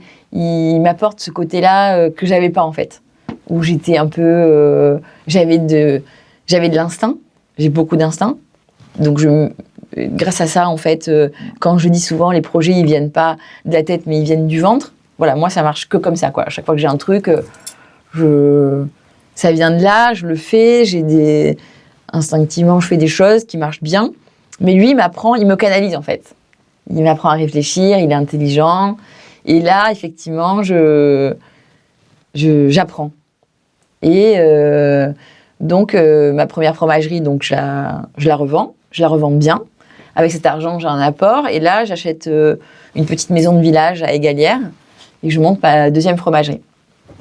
Et là, je marche bien aussi, parce qu'en fait, j'ai une belle reconnaissance des clients. Je fais bien mon métier, je pense. Mais par contre, voilà, on est dans un village, quoi. C'est dur, les villages. Parce que dans les villages, voilà, déjà, si d'un village à un autre, vous êtes étranger, quoi. Moi, je suis carrément d'ailleurs. Donc, j'ai du mal à me faire accepter. Et surtout, ce qui est dur, je trouve en Provence, dans des métiers on est des métiers très saisonniers, quoi. Donc ça marche effectivement 2 mois dans l'année, et le reste du temps, tu as envie de faire des choses pour le village, mais tu galères parce que les gens ne veulent pas venir chez toi, parce que tu es l'étrangère, et qu'ils ont, voilà, et en plus, accessoirement juive, tu vois, c'est dur, tu vois. Et donc là, je décide, parce que l'hiver, il n'y a rien. Comme moi, je suis vraiment passionnée pour la brocante. Je décide que je vais souvent à Villeneuve-les-Avignon le samedi. Je vais voir le maire du village et je dis voilà, j'ai envie de créer une brocante dans le village. Est-ce que vous accepteriez ? Est-ce que vous me suivriez ? Et donc là, le maire me dit écoute, c'est une bonne idée. On n'a qu'à faire une réunion avec les commerçants du village. Et là, tous les commerçants, personne ne veut de cette brocante, quoi. Parce qu'ils me disent que, à cause de cette brocante, il faut quand même fermer le village, que les gens ne vont pas venir dans le village, que ça va perturber en fait leur mode de fonctionnement. Mais comme le maire était sympa, il me dit écoute Émilie, si tu veux, t'as qu'à faire une brocante, mais on laisse le village ouvert, et donc tu mets quelques brocanteurs. Enfin, ils me mettent vraiment des bâtons dans les roues. Je lâche rien. Parce que moi, vraiment, j'ai une chance, c'est que je lâche rien. Quand j'ai une idée dans la tête, je l'ai pas ailleurs et j'y vais. Donc là, je vais à Avignon, je prends le meilleur, Alain Catan. Je lui parle de mon projet. Il veut pas en parler. Il me dit non, c'est nul, j'ai pas envie. Moi, regarde, j'ai un truc, j'ai déjà 200 brocanteurs. Ça marche trop bien. Qu'est-ce que je vais m'emmerder à venir dans ton village, tout ça. Et sa femme, qui est vraiment sympa, elle dit mais enfin, aide-la cette petite, tu vas pas la laisser. Tu vois, la chance. Et donc son mari, comme il adore sa femme et qu'il trouve quand même qu'elle est top, il dit bon, écoute, je vais t'aider. Ok. Et donc là, il m'aide, mais par contre, il vient tel un grand prince, c'est-à-dire, il fallait que je me frappe tout, quoi. C'est-à-dire le samedi, mettre les panneaux, regarder que les voitures du samedi soir soient plus garées dans le village pour que le dimanche, on puisse mettre les exposants. Et donc, pendant 3-4 ans, je fais ça. Je me lève tous les matins à 5h du mat, je vais installer les gens. Je suis là, je courbe le dos. Et au bout de 4 ans, mon truc, ça commence à prendre. Tu vois, il y a du monde, c'est bien. Donc là, le village est fermé, la mairie me donne plus de pouvoir. Et là, je me dis, en fait, je vais monter mon association, tu vois, parce que cet argent-là, il faut qu'il aille quelque part. Donc je me dis, cet argent, il faut quand même qu'il aille quelque part. Et donc, je monte mon association. Et parce qu'en fait, je l'avais fait sous couvert de l'association du village des commerçants. Et tout l'argent que je gagnais, en fait, eux, ils le dépensaient en cocktails dînatoires pour le bureau, tout ça. Je trouve ça quand même dégueulasse, tu vois. Je me disais, ce que font beaucoup les associations, c'est vrai. Mais je me suis dit, en fait, j'ai envie de faire quelque chose de bien. Et donc, je propose à la mairie de monter mon association et pourquoi pas de donner les bénéfices pour les gens âgés du village, pour les aider. Parce que moi, je trouve que les gens âgés, c'est quelque chose qui me fascine, quoi. Tu vois, quand j'étais enfant, comme je t'ai dit, j'ai passé beaucoup de temps avec ma grand-mère, mes grands-parents, au fin fond de l'Ariège. Et je trouvais qu'il y avait une entraide dans le village qui est extraordinaire. Tu vois, heureusement d'ailleurs, parce que moi, ma grand-mère, on était loin. Heureusement qu'il y avait des voisins qui l'ont aidé, qui l'amenaient au supermarché. Tous les matins, il y avait quelqu'un qui venait prendre le café, parce que sûrement il était seul, il parlait avec ma grand-mère. Mais tu vois, et ça, je trouve que aider les gens âgés, c'est ce qu'il y a de plus beau, quoi. Tu vois ? Bien sûr. En tout cas, c'est moi ce qui m'aime beaucoup, et je trouve que tu apprends beaucoup d'eux, tu vois, ils sont très marrants. Donc, je monte l'association, et je dis, tout l'argent que je vais gagner, je vais payer la structure, et je vous le donnerai pour qu'en fait, on puisse payer les bracelets. Et donc, Aline me dit, si tu veux, pour les gens âgés, ce qu'on pourrait faire, c'est payer ces bracelets de sécurité. Tu sais, s'ils tombent, en fait, ils appuient, il y a 3 numéros qu'ils ont de leur famille, et ça coûte assez cher. Et on se dit, pourquoi pas ? Et donc là, maintenant, ça fait quand même bientôt 10 ans que la brocante est née. Et là, aujourd'hui, j'arrive à donner un peu plus de 10 000 euros par an. Et je suis contente parce que chaque année, j'augmente un petit peu. Et du coup, j'ai l'impression je ne dis pas de faire du bien, parce que non, je ne fais pas du bien. Mais j'ai l'impression d'être utile, en fait. Et ça me fait plaisir. Ok. Donc du coup, tu as cette fibre entrepreneuriale qui permet de pouvoir faire plein de choses, la fromagerie d'un côté et la brocante de l'autre. Ouais. Pour toi, si tu devais donner un coup dur dans tout ce que tu as vécu là, dans ce début entrepreneurial, ça serait quoi ? Ça serait les refus de la brocante ? Ça serait quoi que tu as... La méchanceté des gens. Ouais. La méchanceté, le côté envieux, la jalousie, en fait. Parce qu'il y a beaucoup de gens, en fait, qui sont jaloux parce que toi, tu entreprends des choses, mais eux, ils font rien. Oui. Tu vois, et ça, je trouve qu'il faut... Voilà, moi, ce qui m'a beaucoup sauvée, c'est, en fait, à cette période-là, quand je me suis rendu compte aussi de la méchanceté des gens et leur côté envieux, j'ai beaucoup travaillé sur moi-même, en fait. Et le travail sur soi-même, c'est quelque chose qui est extraordinaire. Voilà, donc un jour, j'ai rencontré donc, une chamane qui m'a beaucoup... en fait, c'est comme si j'allais voir une psychologue. Je lui raconte un peu mes soucis. Et elle, en fait, par un travail mental, en fait, de méditation, tout ça, j'ai la chance ça me glisse. Voilà, ça, c'est un travail, en fait. Tout me glisse. Oui. On appelle ça la méditation de la montagne. Voilà, exactement. Et ça, c'est une chance. Tu vois, et là, je me rends compte, en fait, que si j'arrive à faire plein de choses et en avoir rien à faire de ce que peuvent penser les autres, déjà, t'as tout gagné, tu vois, quand t'as compris ça. Okay. Parce que ce qui te freine dans la vie, c'est les autres. Bien sûr. C'est le regard que peuvent avoir les autres et que du coup, tu te dis, je vais pas le faire parce que sinon, eux, ils vont dire quoi ? Voilà, qu'est-ce qu'ils vont dire ? Comment machin ? Tu vois, encore un nouveau projet. Ils vont dire, ah bah là, encore celle-là, elle aime trop l'argent. Effectivement, bien sûr, j'aime l'argent. Oui, mais comme tout le monde. Hein. Comme tout le monde. Et alors, par contre, et en plus, avec le temps, je trouve que l'argent, c'est extraordinaire. Pas pour... parce que déjà, avec l'argent, tu peux faire apprendre à tes enfants énormément de choses. Je veux dire, tu donnes de l'argent à tes enfants. Tu dis, bah voilà, gère ton budget. Bah, tu peux éduquer tes enfants avec de l'argent. Bien sûr. Tu vois, moi, je trouve que l'argent, en soi, si tu sais bien l'utiliser, tu peux faire apprendre beaucoup de choses à tout le monde. Oui, bien sûr. Et même pour toi. Tu vois, moi, je sais que quand j'étais jeune, la carotte, c'était hyper important. Mon père me disait, bah voilà, si tu as 14 de moyenne, je t'offre un sac. Attends, mais moi, je m'en fous. J'étais trop contente. Oui, tu vois, j'avais 14 de moyenne et j'avais le sac. Et en soi, c'est vrai que j'ai un rapport à l'argent qui est différent des autres. C'est-à-dire que moi, l'argent, en soi, ça me fascine. C'est-à-dire, j'aime en gagner. Je trouve... alors que, tu vois, beaucoup dans les villages, c'est un peu une honte, tu vois, de gagner de l'argent. C'est-à-dire... je sais pas si c'est une honte, mais en tout cas, les gens n'arrivent pas à en parler. Non, et puis c'est le problème des villages où c'est très agricole, c'est que les agriculteurs, c'est un métier très dur et il y a beaucoup d'agriculteurs qui ont pas mal d'argent, mais on n'en parle pas. Oui, quoi. On ne dit rien et on vit comme des pauvres. Et moi, travaillant dans la banque, j'ai vu énormément d'agriculteurs mourir, vivant dans une maison délabrée, avec rien. On dirait qu'ils étaient très pauvres, ces gens-là, et qui avaient des centaines et des milliers d'argent sur leur compte. Mais simplement pour... Et pour jamais dire qu'ils en avaient, ils vivaient... Voilà. Parce que dans leur coutume, ils vivaient comme ça, mais ils vivaient dans une maison avec des trous dans le toit où ils avaient froid tout l'hiver et tout ça, mais pour ne jamais sortir un centime de leur compte, quoi. Alors que moi, ça, tu vois, moi, je gagne de l'argent, mais franchement, c'est à la sueur de mon front parce que je suis pas déméritante. Ah, bah, ça, c'est sûr. Tu vois, moi, tu regardes mes mains, j'ai pas des mains de star, quoi. J'ai des mains de... Parfois, j'ai honte, j'ai limite des mains d'ouvrière. Et, tu vois, c'est ce que je gratte, je repeins, voilà, j'y vais, quoi. Moi, je suis quelqu'un, je travaille. Je suis pas déméritante. Ça, c'est une de mes qualités premières. C'est que je vais toujours, au bout des choses. Pour moi, le travail, c'est un échappatoire, tu vois. Moi, je vois par rapport à parfois mes copines que j'ai au téléphone le matin, on s'appelle. Tu vois, celles qui travaillent pas, admettons, d'un rien, elles s'en font tout, quoi. Moi, c'est-à-dire que, je sais pas, quand tu dis un texto, une virgule, 3 points de suspension, voilà, t'as vu, il m'a envoyé un texto, il a mis 3 points de suspension, ça veut dire ça. Alors que, moi, en fait, je bosse tellement, et heureusement, tu vois, quand parfois, avec mon mari, on se dispute, c'est vrai que je réfléchis pas, quoi. Oui, je comprends. Tu avances, et de toute façon, tu avances un truc, tu dis, ça va se faire, je me fais confiance, je pose des choses, je dis, voilà, il y a ça, soit on le règle, soit on le règle pas, mais en tout cas...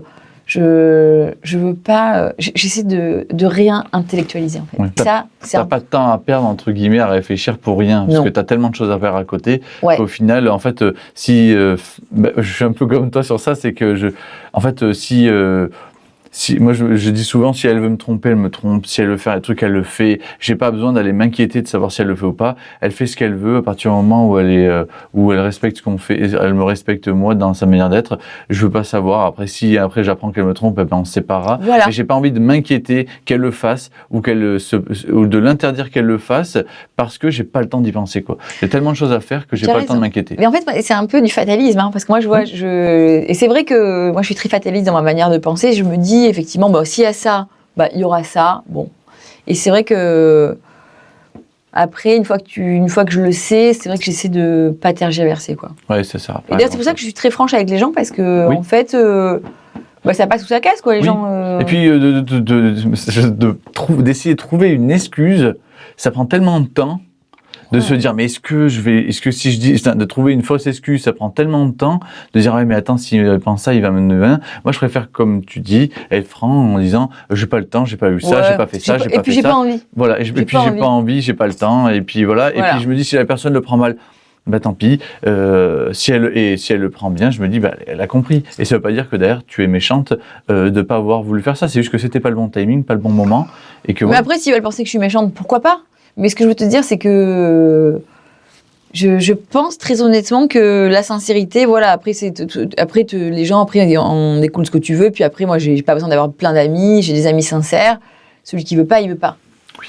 Tu n'as pas besoin d'amis en plus, quoi. Non, c'est dur l'amitié, je trouve, tu vois, ça a des degrés différents. En tout cas, j'ai plus de... Je sais pas, je préfère, tu vois, moi aujourd'hui, mon exutoire, c'est bon, bien sûr, ma famille, où j'essaie vraiment de leur donner du temps, et je leur en donne pas assez, d'ailleurs, c'est pourquoi je veux changer de projet. Mais moi, mes animaux, tu vois, me balader dans la nature, méditer, passer du temps, tu vois, avec mes chats. Mes chiens, c'est important pour moi, ils me font beaucoup rire, Ouais, je comprends. J'aime bien, en fait, de passer du temps avec eux et du temps à rien faire aussi, mais c'est vrai que j'ai pas besoin d'avoir plein d'amis. Je comprends. Et puis de toute façon, tu n'aurais pas le temps de tous les voir. J'aurais pas tous les voir, c'est vrai. Mais après, on trouve toujours le temps pour les gens qu'on aime. Oui, bien sûr. Et donc, du coup, cette brocante-là, ça fait donc combien de temps qu'elle existe ? Ça fait 10 ans qu'elle existe. 10 ans. Et donc, tu disais, chaque année, ça continue à augmenter. Ouais. Et après cette fromagerie-là, la brocante, tu n'en gagnes pas d'argent avec, tu redonnes tout à l'association. Alors, je gagne de l'argent, oui. Tu es salarié de cette association maintenant ? Non, je ne suis pas salarié, mais par contre, je dépense de l'argent. Oui. Parce que j'ai fait un site internet, maintenant les gens peuvent s'inscrire directement sur internet. Oui, non, mais quand je dis que tu ne gagnes pas d'argent, c'est personnellement tu n'en gagnes pas. Ah non, mais je ne veux pas en gagner parce que... Non, bien sûr. Mais donc du coup, à côté, la fromagerie, elle tourne bien ou pas spécialement ? Alors, elle tourne. Alors, elle a eu très bien tourné. Mais je trouve que là, ces dernières années, en fait, avant, tu vois, l'artisanat, c'était très important. Tu aimais bien aller chez ton artisan, acheter chez ton boucher, chez ton fromager, chez ton poissonnier, tout ça.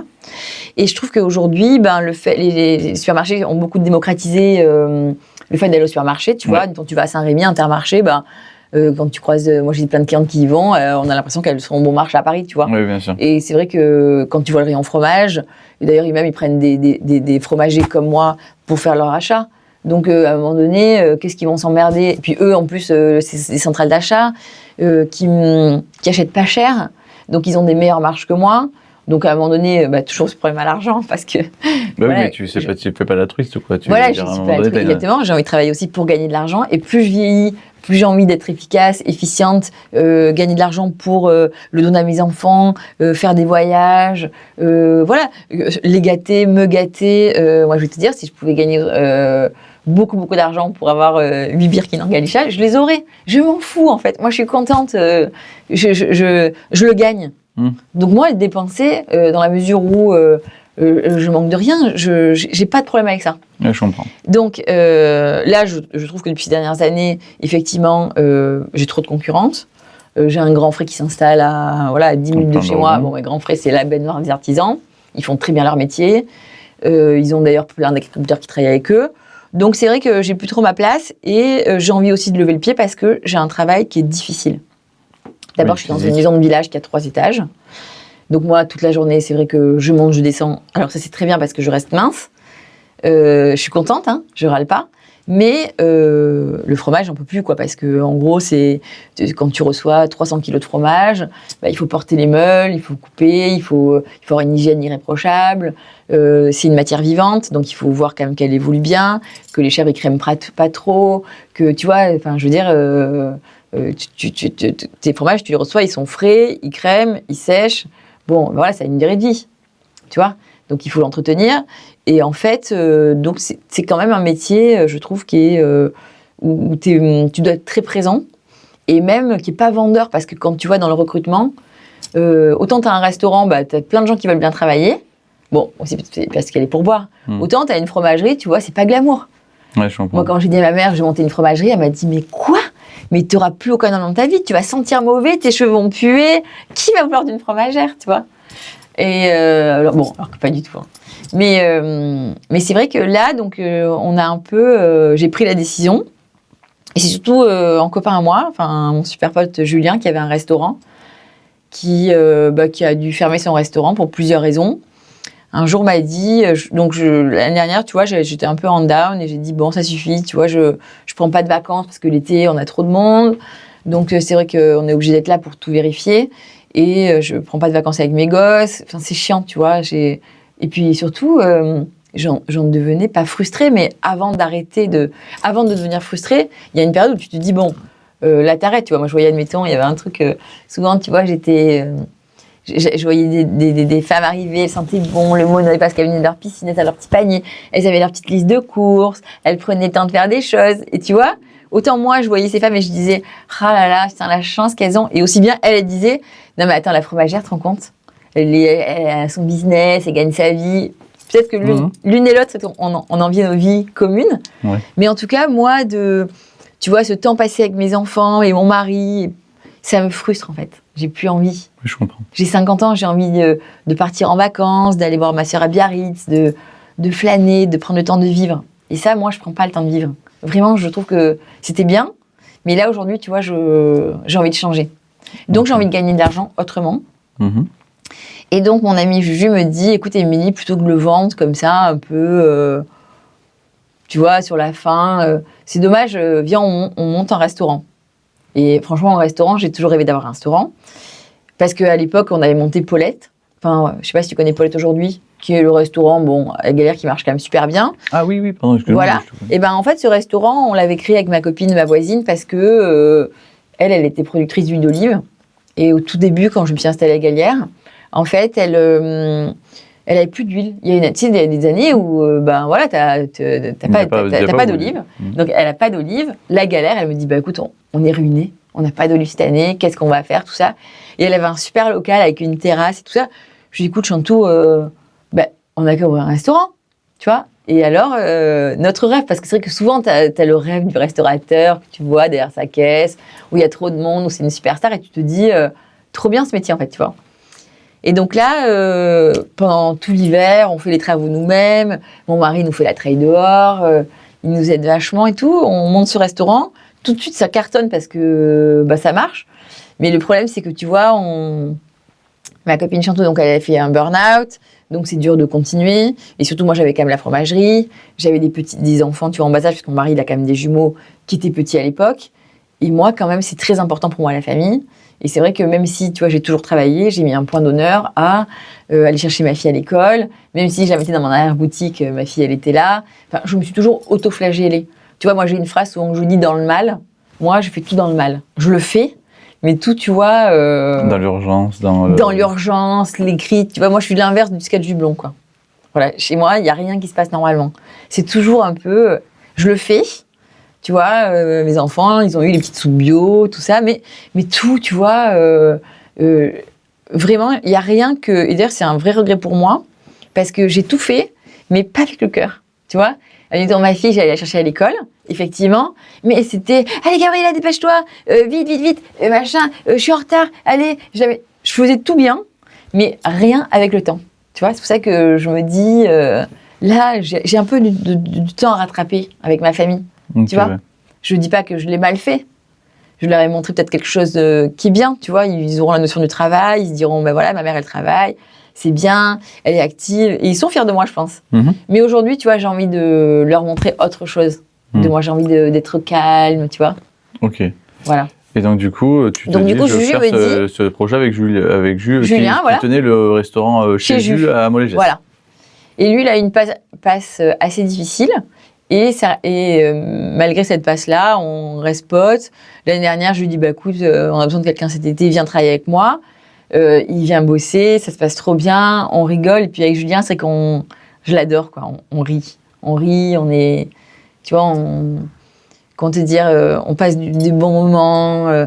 Et c'est sympa, parce qu'il n'y a pas que, enfin, l'argent, c'est important, mais tu vois, s'entendre, c'est quand même le plus important Bien aussi. sûr. Donc, et là, à la fin de l'été, il me dit, écoute, plutôt que de le vendre, viens, on change, on arrête la fromagerie, puisque le fromage, ça t'un peu plus, tu gagnes plus d'argent, il n'y a pas assez de monde l'hiver, on change et on fait un genre de snacking, puisque là, je développe les sandwichs. Les sandwichs, tu vois, on a beaucoup d'ouvriers, ça marche super bien. Et on se dit, bon, on va changer. Et donc là... moi, j'adore, tu vois, le soir, j'aime bien être sur TikTok, tu vois, je regarde un peu TikTok. En fait, c'est vrai que c'est un réseau social. C'est un réseau social, selon comment tu vas l'utiliser, c'est extraordinaire. Hein. Moi, tu vois, qui aime la gastronomie, un peu la politique, tu as une intelligence artificielle. Et c'est vrai que ça te met que ce que t'aimes, tu vois. Et donc, c'est vrai que c'est une ouverture sur le monde qui est quand même extraordinaire. Ça donne des idées. Et là, en ce moment, tu vois bien que les coffee shops, c'est un peu le vent en poupe. Et je lui dis, bah, écoute, allez, on va changer, on va faire un genre de coffee shop. Et donc, ça fait tout l'hiver. Là, on a travaillé donc pour ça et on ouvre normalement demain notre petit nouveau concept qui me permettrait en fait d'avoir déjà un associé, donc de partir un peu plus en vacances, d'être un peu plus soulagée, de de travailler d'une manière différente. Voilà. C'est jus, du coup. C'est les jus, ouais. Okay, très bien. Ok, bon, c'est cool. Et donc, ça ouvre demain. Ça ouvre demain. Nous, quand l'épisode sortira, ça sera déjà ouvert. Ouais. Donc, j'invite un peu tout le monde à aller chez toi pour aller découvrir ça. Au niveau de ce projet-là, est-ce qu'en parallèle, tu as créé d'autres projets toujours en plus de cette fromagerie et tout ça? Parce que là, tu nous dis, j'ai créé avec Chantal, ta copine, un petit restaurant chez Paulette. Et après, après Paulette, c'est devenu Paulette après. Oui, mais sûr, c'est que c'était à la base, c'était là. En fait, on l'a créé, on a ouvert l'été. Ouais. Et tout de suite après, donc ma copine Laetitia, qui à l'époque était serveuse au Café de la Place, elle cherchait une affaire. Et donc elle a dit, je vous rachète le truc. Et on lui a dit, franchement, c'est super, on l'a aidée. Et elle a pris cette affaire-là. Okay. Et comme elle était très méritante, et qu'elle avait vraiment, parce que nous, en fait, on l'avait fait un peu comme des ménagères. Tu vois? Oui, c'est un restaurant. Laetitia, pendant 20 ans, elle était au bar, au truc, donc elle connaissait tout. Et donc c'est vrai qu'elle, quand elle est montée son restaurant, elle connaissait un peu tous les rouages du truc. Nous, tu vois, on était dans la cuisine, on cuisinait comme des ménagères. On passait un premier service, l'horreur, difficile, parce qu'on cuisinait comme pour ta famille, tu vois. Et d'un coup, les gens partaient. Je me rappelle, on avait un petit truc comme ça où on ouvrait. Et on voyait un deuxième service, on disait, oh là là, pétard, il s'installe, comment on va faire? On était dégoûtés, tu vois, parce que les restaurants auraient été trop contents d'avoir un deuxième service. Mais nous, on était tellement dépassés par tout ce qu'on faisait parce qu'on n'avait pas les techniques. Je veux dire, quand tu as un projet, et je conseille d'ailleurs à tous les jeunes qui veulent s'installer, passez du temps chez des gens. Faites des stages, ne vous lancez pas comme ça. Moi, mon erreur, c'est que c'est vrai que souvent, j'essaie d'apprendre un petit peu, mais assez sommairement. Et en fait, non, quoi.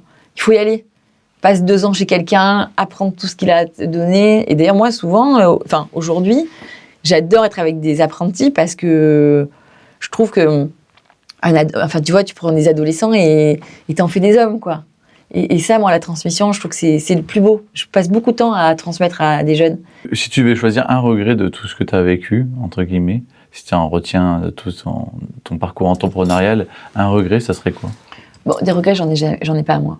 Non. Parce que, en fait, de chaque expérience, de chaque projet, j'en ai tiré une leçon. Donc, c'est des leçons de vie. Hein. Moi, je vois, dans ma fromagerie, j'ai passé 10 ans. Ça fait bientôt 13 ans que je suis installée. C'est une leçon de vie, quoi. Moi, tous les jours, j'apprends. Je trouve ça extraordinaire ce que j'ai vécu là-dedans. J'ai développé mon côté manager, mon côté social, j'ai tout développé là-dedans. Enfin, mon travail, il m'apprend tous les jours. Okay, c'est ça qui me passionne. Moi, je trouve que c'est passionnant d'apprendre. Tu vois ? Et tu as d'autres rêves encore que tu n'as pas encore... Oui, alors d'autres rêves. Alors, déjà, là, j'ai quand même des choses qui sont sur le feu. J'ai mes chaussons. Oui. Voilà, mes chaussons, je les ai créés il y a 3 ans. Ça s'appelle Maison Honorine. Oui. Et en fait, ma belle-mère, un jour, m'a ramené des petits chaussons de Grèce. Ces petits chaussons, je les ai trouvés tellement mignons. Et j'avais un grec qui me vendait donc des olives. Et je lui ai dit, essaie de me trouver l'usine parce que j'ai envie de... Pourquoi pas de faire une petite collection? Et en fait, il m'a trouvé l'usine. J'ai développé donc une petite collection, la première, donc il y a 3 ans avec Dimitra. Et finalement, ça a bien marché, quoi. J'ai pris un agent, puis 2 agents. Et finalement, j'ai quand même développé ma marque, qui marche plutôt bien. En tout cas, je ne perds pas d'argent quand je gagne un peu. J'ai un réseau commercial. Maintenant, c'est vrai que je fais un peu machine arrière parce que finalement, je me dis que je préférerais avoir qu'un site internet et peut-être garder 1 ou 2 magasins plutôt que d'avoir un aussi gros réseau parce que ça me perturbe la tête en fait. J'aime pas ce milieu. Ce milieu de la mode, ça me plaît pas. J'aime créer, mais j'ai pas envie forcément d'adhérer à ce milieu-là que je trouve... Toi, ce qu'il faudrait que tu sois créatrice de projet. Toi, tu crées un projet de A à Z jusqu'à la distribution et après, tu libères les choses, quoi. Ouais, et plus que ça, parce que faire des projets, c'est bien. Et je vais te dire, aujourd'hui, tout le monde peut créer des projets. Bien sûr. C'est pas là, finalement, que... je veux dire, tu commences à gagner de l'argent quand tu fidélises une clientèle, quand tu comprends ta clientèle. Enfin, je veux dire, ça va au-delà de ça. Maintenant, j'adore faire des projets, tu as raison. Mais ce qui me passionne quand même, c'est le fait quand même que ce soit rémunérateur, quoi. Oui, gérer une entreprise parce que tu peux faire des projets. Oui, mais tu sois payé pour ça. Voilà. On te paye pour aider à créer des projets. On me paye pour créer des projets. Non. Non, parce que je mets tellement de cœur à l'ouvrage. C'est comme quand je chine, tu vois. J'aurais du mal à vendre ce que j'ai chiné. Parce que, tu vois, quand je chine un truc comme ça, si on me dit, attends, je te l'achète, pour moi, c'est impossible. Parce que, tu vois, d'ailleurs, moi, je chine tellement. Mon mari, il n'en peut plus, j'ai une grange, tu vois, et il me dit, bon, maintenant, ça y est, il faudrait faire le tri. Mais j'ai du mal, quoi, parce que j'ai l'impression que j'ai une pépite, tu vois, que je ne peux pas le laisser. Donc ça, mes affaires et tout ce que je crée, en fait, c'est un peu mon bébé, quoi. C'est dur de le donner, tu vois. Et d'ailleurs, la fromagerie, j'aurais dû le lâcher bien avant. Et je ne l'ai pas fait parce que c'était un peu, voilà, mon petit truc, tu as du mal à lâcher, quoi. Ouais, je comprends. C'est comme mes enfants. C'est bien que tu la transformes, du coup, que tu la lâches pas. Voilà. Et surtout, ça va me permettre de travailler longtemps. Je touche du bois, mais c'est sûr, ça va marcher. Parce qu'il faut être positive et il faut... en fait, quand tu veux quelque chose, il faut quand même bien le vendre, entre guillemets. Mais bien le vendre, et surtout, tu vois, le marquer dans l'univers. Moi, souvent, à mes enfants, je leur dis, si vous voulez quelque chose, dites-le. Tu vois, marquez-le dans l'avenir. Dites, ça va marcher. Moi, je suis sûre que ça va marcher. Enfin, j'ai pas de doute. Tu vois, parce que... Oui, je comprends. Voilà, ton podcast, tu vas marcher, c'est sûr. Tu vas cartonner, tu vas aller loin. Peut-être un jour, tu vas un petit Oscar pour tes séries. Voilà, dans la vie, il faut être positif, il faut voir loin. Moi, je veux pas voir là. Moi, je sais que je vais marcher, je sais que je vais gagner. Je sais que, voilà, que je vais aimer, tu vois. C'est comme dans mon couple. Mon mari, je l'aime passionnément, je suis contente. Il y a des hauts, il y a des bas. Parfois, je le déteste autant que je l'aime. Mais tout ça, voilà, je vis des émotions. C'est chouette, tu vois. Mais t'es vivante. Je suis vivante, voilà. J'essaie de vivre des choses. Ok. Si tu avais un conseil à donner à des jeunes qui voudraient entreprendre, tu en as déjà donné quelques-uns, mais est-ce que toi, tu as un conseil qu'on t'a donné et qui t'a marqué et que des fois, tu y penses en disant, si quand tu vas mal, entre guillemets, tu penses à ça en te disant, il faut que je fasse comme ça, c'est le conseil qu'on m'a donné. Le conseil, c'est de jamais écouter les gens. Ça, c'est sûr, parce qu'il y a des gens qui vont donner des bons conseils, mais bien souvent, il faut s'écouter soi-même. Et comme je te dis, voilà, moi, je trouve que... Et d'ailleurs, je le ressens. Mes projets, ils partent de là. Je réfléchis jamais avec ma tête, en fait. Après, bien sûr, pour le construire, tu réfléchis aux obstacles. Mais quand tu as un truc, est-ce que tu l'as dans tes tripes, quoi, tu vois ? Oui, je vois ce que tu veux dire. Tu l'as dedans, là. Et d'ailleurs, tu te rends compte souvent quand tu fais quelque chose. D'ailleurs, quand une femme fait un enfant, il part d'où, l'enfant ? Il part pas de là. Oui, bien sûr. Ton enfant, il part de là. Il construit, il se met là, il met 9 mois, tu vois, à tisser sa toile et tout ça. Et c'est ça, quand tu dis porter un projet, tu l'as là, quoi. Et souvent, je dis aux gens, est-ce que ton truc, tu l'as suffisamment dans les tripes ? Si tu l'as dans les tripes, en fait, ça marchera, en fait. Parce que d'ailleurs, tu n'y crois pas trop.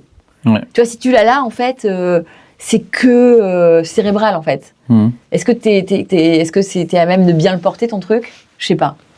Tu vois ? Ouais, je comprends ce que tu veux dire. Ok. Et donc, dans toute la vie que tu as faite, on passe à une question un peu plus légère, un peu plus rigolote. Est-ce que tu as rencontré des célébrités ? Est-ce que tu as une anecdote avec des célébrités ? Et quand tu étais jeune, qui était l'acteur que tu trouvais, ou le chanteur, enfin la personne célèbre que tu trouvais super beau et avec qui tu rêvais, entre guillemets, de te marier ou quoi ? Alors, donc, quand j'étais jeune, moi j'adorais Boy George, qui était complètement gay, mais on ne le savait pas. Et d'ailleurs, je vais te dire, tu vois, et pourtant il était maquillé comme une voiture volée. Il y avait quand même tous les feux qui étaient au vert pour se dire qu'il était homosexuel, mais on ne le voyait pas du tout. Donc, aucun rapport. Et après, c'était quoi déjà que tu m'as dit ? Est-ce que tu as des anecdotes avec des personnes célèbres ? Oui, on en a plein, nous, parce qu'on voit que ça. Sûr. Après, c'est vrai que j'ai pas vraiment d'anecdote, parce que nous, quand on voit des célébrités, tu dois faire au maximum, tu dois montrer que tu les reconnais pas. Okay. Donc c'est vrai qu'on fait genre, on les voit pas du tout. Oui, mais t'as pas de. Ah si, bah oui. Mettons Hugh Grant qu'on adore et qui est trop gentil, qui est trop charmant. Bon lui, il vient tout le temps passer. Dès qu'il vient, il vient à la fromagerie et tu vois, on lui parle. Il est tellement gentil, bienveillant, à notre écoute, poli. C'est chouette, quoi. Bien sûr, on a des bons contacts. Tu vois, après j'ai vu des stars aussi comme. On a vu Matt Damon. Après, il y a des stars que je vois que je connais pas, parce que les jeunes les connaissent, tu vois. mes petites employées, elles me disent « Oui, mais regarde, lui, là, il y a un mec de Los Angeles qui est venu cet été, qui a fait une super série hyper connue que j'ai pas vue, donc je pourrais pas te dire le nom. Et limite, j'ai pas été sympathique parce qu'il m'a saoulée. Et donc, c'est vrai que parfois, parce qu'il me demandait plein de trucs que j'avais pas. Et donc, c'est vrai que, bon, j'ai pas reconnu. Et après, on a beaucoup d'hommes politiques, des journalistes. On a, bon, bien sûr, Laurence Ferrari, qui a une maison. On a aussi Anne-Claire Coudray. Tu connais, oui, qui est journaliste sur France 2. Et après, on a... et en acteur, on a plein qui passent, en fait. Oui, bien sûr. Après, je sais qu'il y a Charlotte de Turckheim qui est très présente dans la mairie de Galière. Oui. Voilà, il y a Julia Piaton, sa fille, qui habite aussi à Galière. Donc, on les voit, mais en fait, comme on les côtoie tous les jours, en fait, ces gens-là, ils font partie du décor. Oui, c'est ça. Tu vois, c'est pas du tout pour nous... Oui. Puis moi, c'est vrai que j'ai cette chance aussi, c'est que j'ai personne qui me... Comment t'expliquer c'est pas que j'ai une haute opinion de moi-même, hein. Mais en fait, il y a personne qui me fait rêver dans ma vie. Okay, ouais. Je suis contente de mon sort. Donc c'est vrai que moi, quand je vois des stars, je m'en fous complètement. Je suis contente.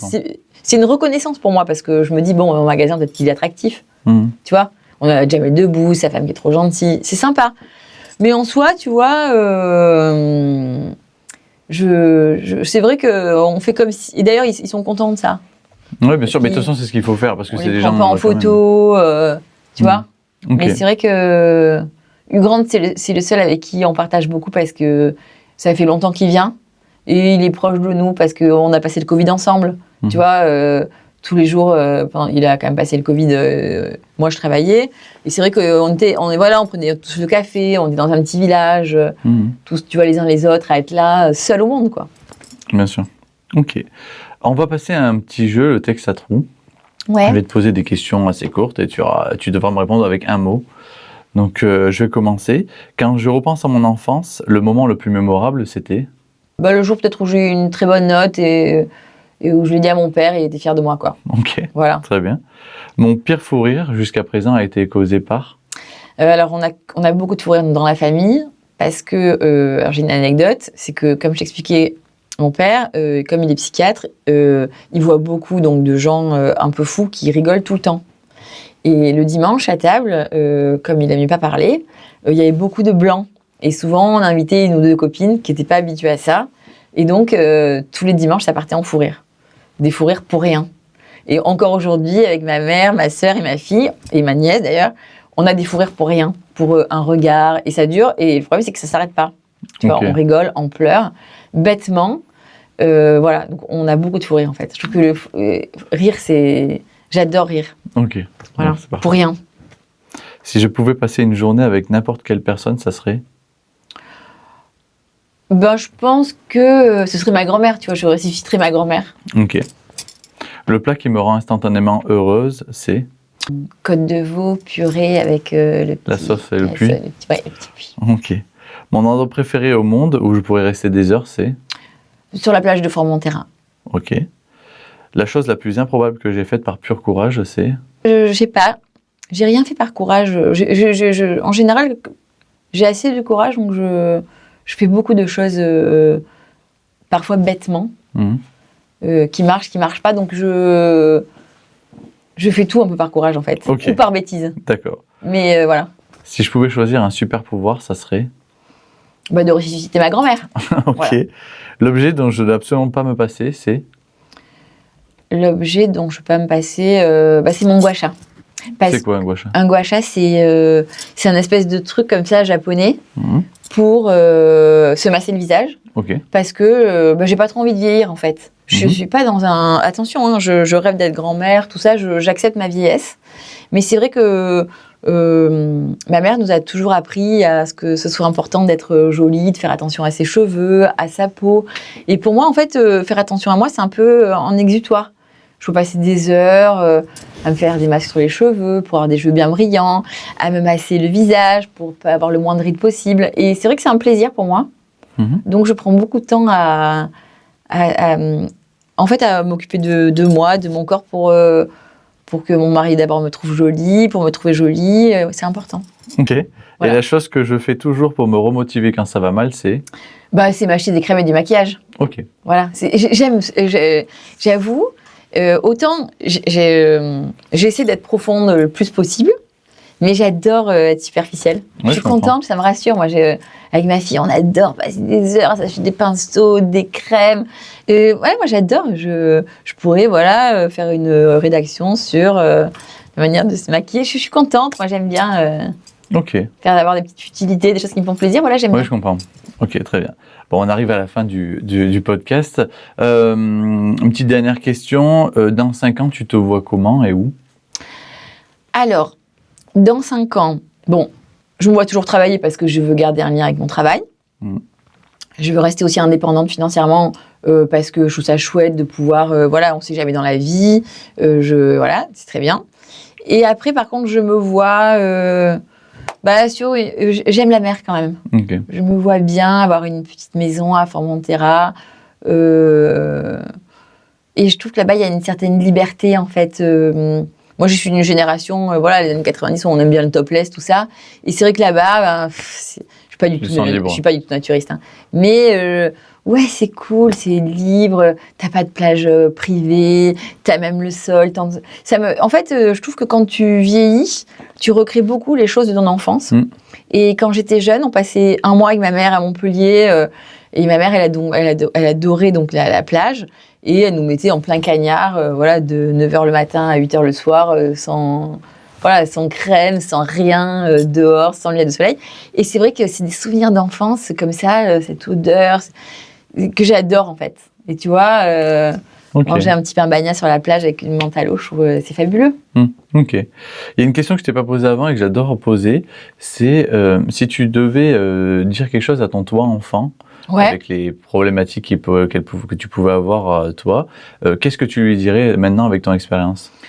Je lui dirais déjà, t'es tombé dans la meilleure des familles, quoi. Moi, j'ai une chance folle, donc c'est vrai que je lui dirais, t'es bien tombé. Fais confiance à ta famille, fais-toi confiance.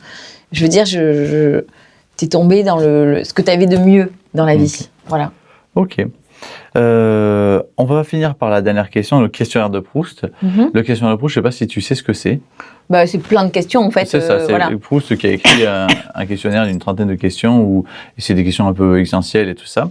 Je les ai un peu remasterisées parce qu'il y avait des questions qui n'étaient plus du tout au goût du jour. Donc dedans, ici, là, tu as plein de petits papiers et je te demande juste d'en tirer un et après tu lis la question et tu répondras. Voilà. Alors, la question. Les personnes réelles que j'admire pour leur courage ou leur impact. Après, c'est vrai que peut-être que... Alors, je peux dire mon père, mais si je dis ça, ma mère, si demain elle écoute, elle va me dire « Mais tu te rends compte, t'as dit ton père et tu m'as pas dit moi », donc je pourrais pas dire ça. Parce que ma mère aussi, je trouve qu'elle est géniale. Donc tu peux dire mes parents. Je t'autorise à dire mes parents. Ouais, mais non, parce que c'est pas vrai, parce que mes parents, ils sont tellement tous les deux différents que, en fait, en tout cas, mon père, ce qu'il m'a appris, mais c'est par son métier, donc voilà, c'est juste ça, c'est qu'en fait, tout problème a une solution, et surtout, d'être positif, et qu'en fait, l'essentiel, c'est l'humain, quoi. C'est de rire, de partager, de manger, de boire. C'est des plaisirs de la vie qui sont simples. En fait, rester simple, partager des jolies choses, ne pas avoir honte de manger la vie par les bouts debout. Voilà, ça c'est vraiment un truc. Je pense qu'il a vu beaucoup de gens, tu vois, dépressifs, malheureux, avec des problèmes. Et donc, lui, il aurait pu prendre le contre-pied. Donc, tu vois, du psychiatre, un peu, peut-être lacanien, freudien, avec des trucs. Et lui, il m'a montré, en tout cas, il nous a montré une image en tout cas, il nous a inculqué une valeur très concrète de la vie avec ses retors et aussi ses avantages. Et il faut en tirer le meilleur, quoi. Et ça, je trouve que ça m'a beaucoup aidé dans la vie. D'accord, super. Parfait. Voilà, on clôture ce podcast ensemble. Est-ce qu'il y a une personne que tu souhaiterais que je reçoive, une personne que tu aimerais écouter aussi et que je pourrais contacter ? Alors moi, il y a des gens qui me font... qui me fascinent dans la vie, mais bon, après, ça n'a rien à voir. C'est... après, je ne sais pas s'il dirait le pharmacien des guerrières, Guillaume Chaveau, que j'adore, qui a eu, je pense, 30 000 vies, Et lui, c'est vraiment un ami d'abord sincère, qu'on adore, et qui me passionne parce que il est tellement à l'inverse de ce qu'il peut représenter que c'est sympa parfois d'aller plus loin et de voir alors je pense pas qu'il dévoilerait tous ses secrets parce qu'il dirait pas, mais c'est une personne que j'aimerais bien en tout cas entendre en podcast. Et après, une autre personne qui me fait assez rire, c'est Roland Ducour, qui a un PMU, et qui lui a entendu toute sa vie des saloperies et les gossips que tout le monde pouvait dire sur tout le monde, et c'est quand même assez marrant de voir ces personnalités-là. Est-ce que finalement toi t'es comme eux? Est-ce que tu en ressors quelque chose? Est-ce que je trouve que ça me fait beaucoup rire ces gens-là. Voilà. Ok, merci beaucoup en tout cas, c'était très sympa. Merci à toi. Merci à vous de nous avoir écoutés, j'espère que l'épisode vous a plu. Je vous dis à la prochaine et n'hésitez pas à passer boire un café et manger un sandwich chez Émilie. Est-ce que tu peux me redonner le nom de comment ça va s'appeler? Ça s'appelle Chez Émilie Café Cantine. D'accord, Chez Émilie Café Cantine à Égalière. Et venir à la brocante un dimanche, c'est trop sympa. Et venir à la brocante à Égalière, c'est génial. Tous les derniers dimanches du mois. C'est ça. À bientôt, prenez soin de vous. Ciao tout le monde.